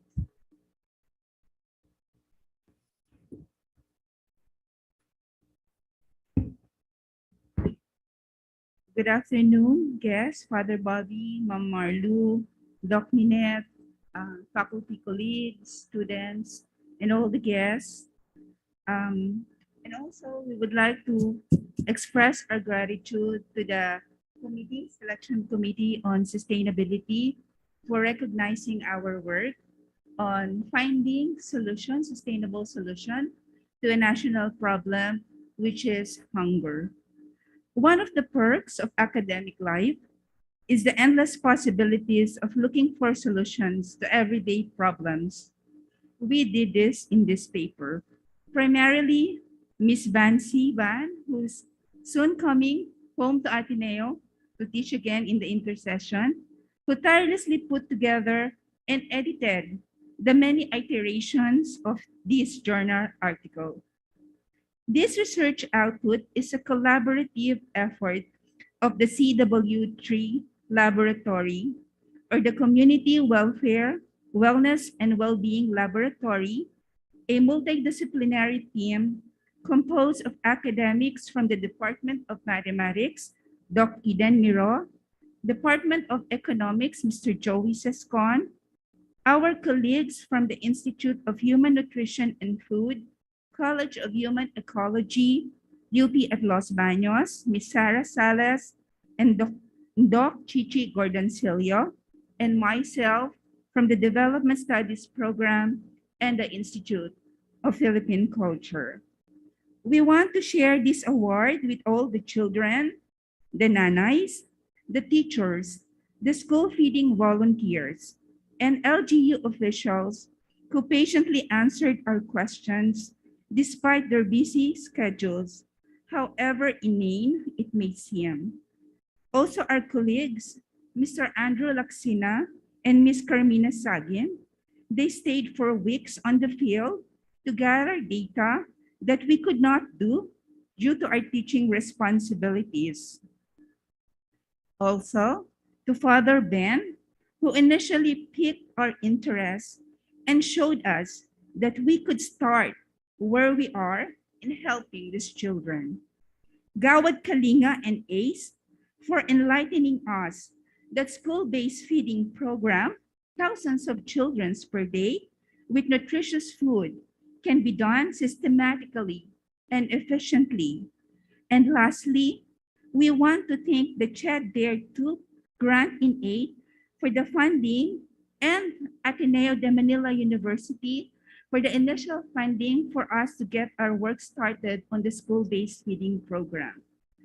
The CW3 team aims to continue working to bridge the gap between research, policy, and practice to find long-term and sustainable solutions for and in partnership with the communities.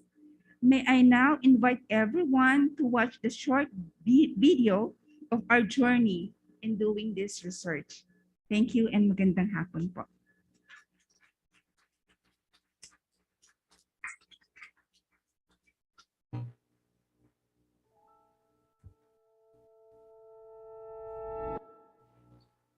This work is part of a test project which started in 2016 and aims to address this question. How can we use scientific rigor to help improve social welfare programs? As combating the effect of hunger and malnutrition continues to be a pressing concern in our country, we decided to study the large-scale school feeding programs of the Ateneo Center for Educational Development and Gawad Kalinga. The main research question is not whether to implement school feeding, but how to improve its effectiveness and efficiency using a multifactorial lens. In this paper, we examine how rural and urban poverty influence Filipino children's diet and nutrition. Our analysis show that while the poor are more vulnerable to undernutrition, rural and urban households faced unique challenges to maintaining food security. Given the different contexts of the communities all over the country, it is then important that we strengthen the capacity of LGUs in implementing multi-sectoral interventions, as these provide valuable safety nets for vulnerable children and their households. This paper validates the work of the Ateneo Center for Educational Development together with Gawad Kalinga. ACE and GK do not just do feeding programs. By introducing the ACE Blue Plate centralized kitchen model to various LGUs and communities all over the country, they are strengthening the capacity of these LGUs and their communities to deliver multi-level and multi-sectoral national services with the community as the integration point, thereby increasing program efficiency and sustainability as it empowers the community in the process and fosters program ownership. We dedicate this award to the frontline hunger warriors of ACE and GK who choose to do this difficult but very important work every single day. Truly an honor to learn from all of you. Ultimately, this award is for the Filipino children. May we be able to extend effective help to them, to protect them from hunger and malnutrition.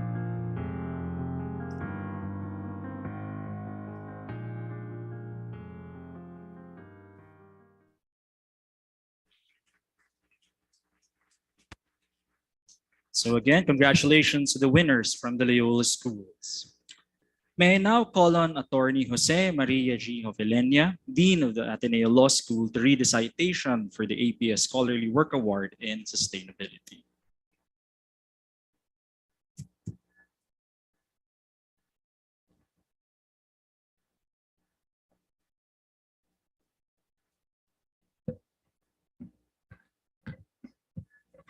Good evening. Human rights frameworks afford everyone the right to health and the right to enjoy the benefits of scientific progress and its applications. Both come together to create state obligations to ensure access to medicines and other health technologies. Though the impact of patents on access to high quality, affordable medicines and health technologies has been well described, there has been little attention to the impact of trade secrecy law in this context. This paper describes how trade secrecy protection comes into conflict with access to medicines.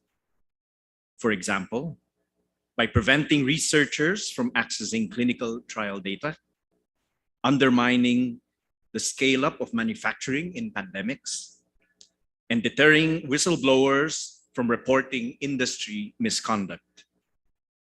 The paper proposes measures to diminish the conflict between trade secrecy and health that are consistent with international law and will advance health without undermining innovation. For her work, addressing the risks that trade secret protections pose for health and rights, the Ateneo Professional School Scholarly Work Award in Sustainability goes to Attorney Patricia Ann D. Santa Maria, the Ateneo de Manila University School. May I now invite Dr. Marlu Vilches, Vice President, to present the award, and may I also invite Attorney Santa Maria to take center stage.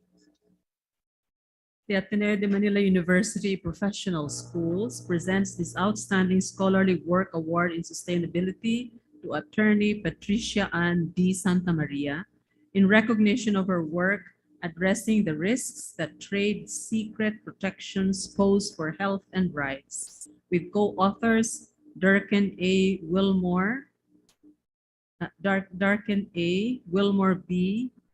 Kapisinski A., published in Health and Human Rights Journal. Presented on the 6th day of June 2022 during this University Scholarly Work Awards 2022 ceremony. Signed, Dr. John Paul C. Vergara, Vice President for the Professional Schools, and Father Roberto C. Yap, S.J., President. Many congratulations. May I now ask Attorney Santa Maria to collect the plaque from the table, and may I invite Father Bobby Yap and Dr. Marlu Vilches to join us on stage for a photo.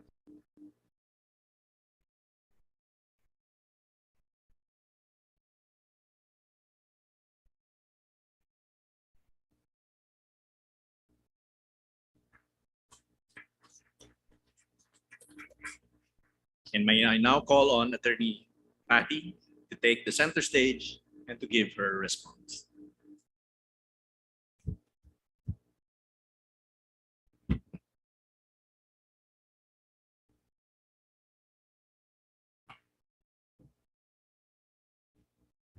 Before everything else, I'd like to acknowledge my mother, who is with me here today. She has been waiting for this the whole day. The original Attorney Santa Maria. Thank you, Dean Joey, Dr. Vilches, Father Bobby Yap. It's an honor to be here with such distinguished academics, especially as I hesitate to call myself an academic. To be candid, the lawyers of my generation have not been raised in the legal profession to value commitment to scholarly work the way we should.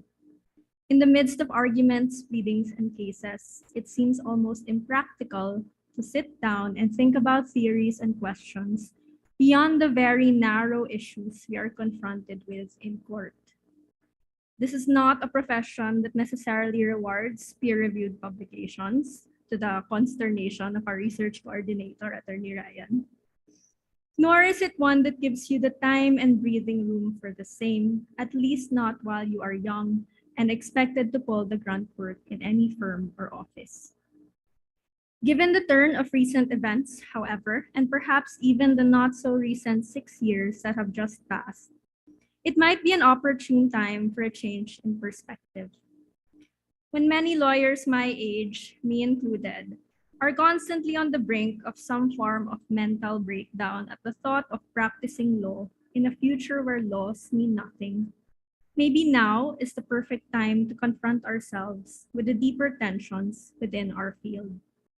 To ask the hard questions about who the law works for, how we got here, and why. Questions we have previously dodged with the thinking that, as lawyers, just applying the law, it was none of our business. This paper was a serendipitous affair. I happened to be at the right place at the right time with the right people.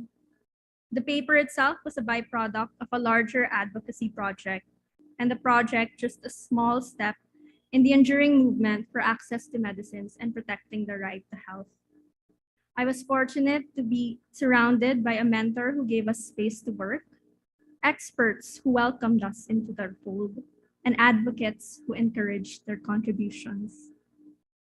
Health and law have not always been the most natural of partners, I think, but they should be, As we weave in and out of this pandemic, we are faced with the legal systems we have manufactured, even celebrated, which make life very difficult for most everyone but a privileged few.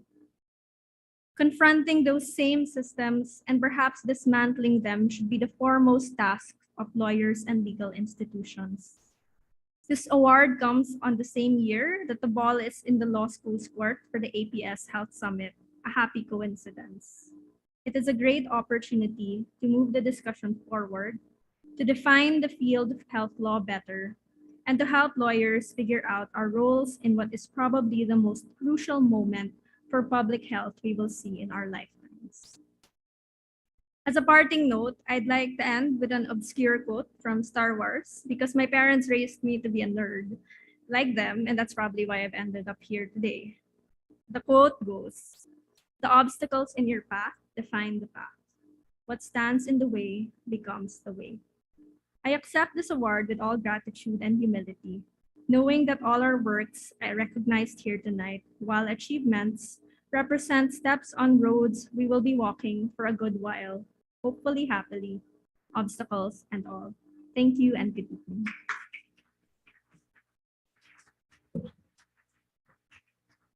Congratulations, Attorney Santa Maria.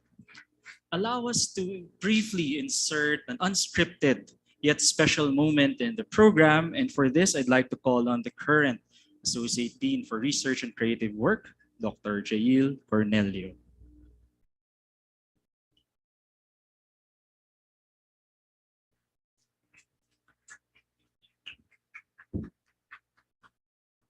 Alam ko pong pagod na tayo pero paparating pa lang tayo sa exciting part. Saka exhausting part. This much is true for me as the new Associate Dean for Research and Creative Work. The transition between Doc Ninette, my beloved mentor and friend, I'm so envious na paalis ka na from this office, and myself began in the previous semester. Nagsimula na kami last semester. While I am now familiar with some of the operations of the office, there is so much more that I need to understand. This is because the OAD-RCW has grown tremendously under Doc Ninette's leadership. Si Doc Ninette, meticulous. This is evident from the number of schemes and grants that the office now administers to the number of publications our university today has recognized. Obvious naman po, di ba? Alas 3 pa lang, andito na tayo. All of it now is now possible because in the past 4 years, the office she led set up new schemes and practices that have benefited our community in so many ways. In fact, more than ever, the relationship between the University Research Council and the OAD-RCW is much, much stronger. We are thus very thankful to her and for her hard work, and I cannot emphasize that enough because I know very well her meticulous work ethic. Even at 9 o'clock or at 1 o'clock in the morning, you will get an email from her asking about something. No need to apologize. Doc Ninette, thank you very much for your diligence and hard work.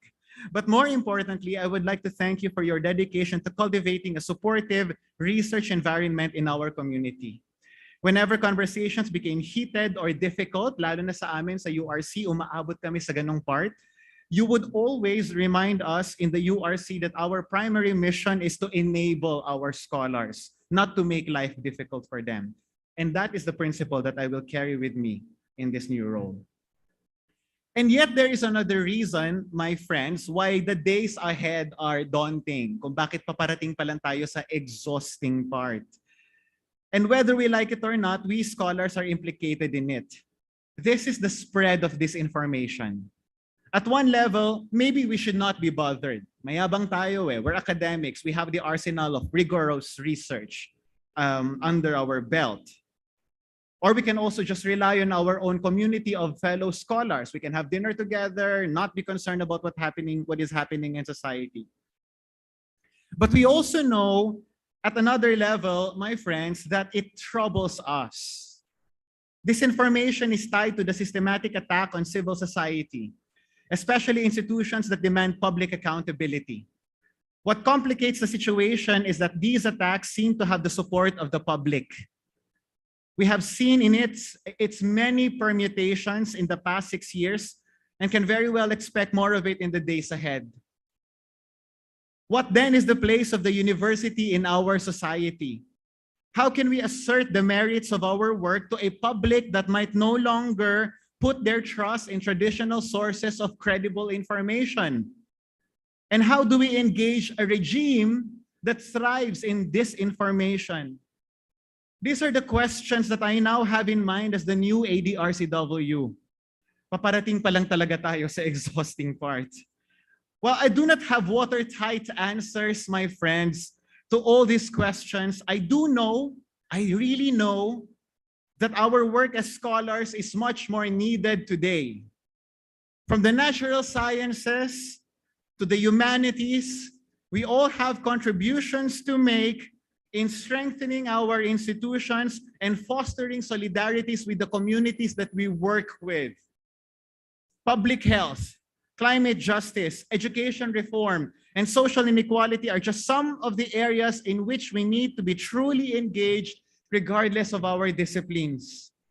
But at the same time, I also know that our research and creative work need to be far more creative as we engage a public enthralled by a fantasy of authoritarian nostalgia and a regime that relishes in it. In his critical essay on university education in the face of authoritarianism, the scholar Henry Giroux made this argument that the university has to re-embrace its democratic project. To him, that project is to create the space to imagine, quote, a life beyond a social order immersed in massive inequality, endless assaults on the environment, and the elevation of war and militarization to the highest and most sanctified national ideals, unquote. I do hope that our work as scholars do not lose sight of the ultimate contributions that we can make, my brothers and sisters in our midst. Encourage mentors, and I do hope that we will remain committed to our work in deepening our democracy in solidarity with Filipinos who remain committed to the virtues of truth, justice, and liberty. To this end, the OADRCW in the next years ahead will continue to support research that matters to our society. Kasama po tayo lahat doon. Building on what Doc Ninette has initiated in the past 4 years, we will invest more in the work of young scholars in our midst, including our part-timers. We will continue to encourage mentorship by the seasoned among us. We will continue to imagine innovative ways in engaging the communities beyond the Loyola Heights. I am fully convinced that as your new Associate Dean for Research and Creative Work, that scholarship is ultimately, after all, for the people. Allow me once again to thank Doc Ninette for a job well done. The next 2 years are going to be tough because of what you have done for our university. She knows the learning curve for me is going to be steep, but she has been supportive throughout. I also look forward to working with our delightful staff at the OADRCW. Finally, my friends, I look forward to working with you all in the spirit of collegiality and intellectual humility. At this point, sasabihin ko sana kay Doc Ninette to get your own bouquet. But as they have always been saying dun sa ni si Chris, to get your own plaque. But this time, ako ang mag-aabot na, no? Sige. All right. Doc Ninette, I know that you like flowers, you like gardening. Now you have the time and all the time in the world to go back to gardening. Nangayayat po siya just because of gardening. Maybe it should be in the take center stage. Right. So, ladies and gentlemen, Dr. Ninette, our immediate past Associate Dean for Research and Creative Work. Maraming salamat.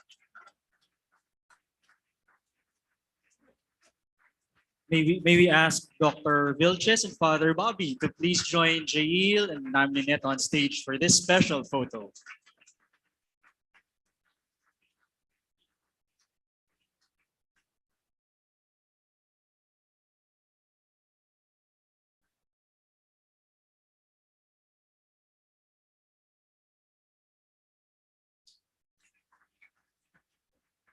Thank you very much, Dr. Cornelio. And again, thank you very much, Dr. Ninette de las Peñas. To formally close our program, may we call on the President of the Ateneo de Manila University, Father Roberto Siap of the Society of Jesus.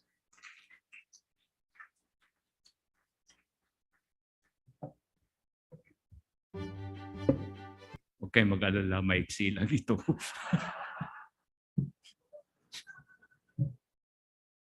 Sa totoo lang, nag-set ako ng meeting Zoom 6:30. Tapos kanina pa ako nagte-text sa kanila na mukhang hindi mangyayari. Dr. Marlo Vilches, Dr. John Paul Vergara, kung nakikinig ka pa. Dr. J. Nicdao, Dr. Ninette de las Peñas, my colleagues and friends, good evening. My warmest congratulations to all the recipients of the University Scholarly Work Awards. It is a real joy to be able to gather again as a community, on-site, on campus, face-to-face, to recognize and celebrate your achievements this past year. The depth and breadth of your accomplishments, despite the continued restrictions to physical movement and socialization, is truly inspiring.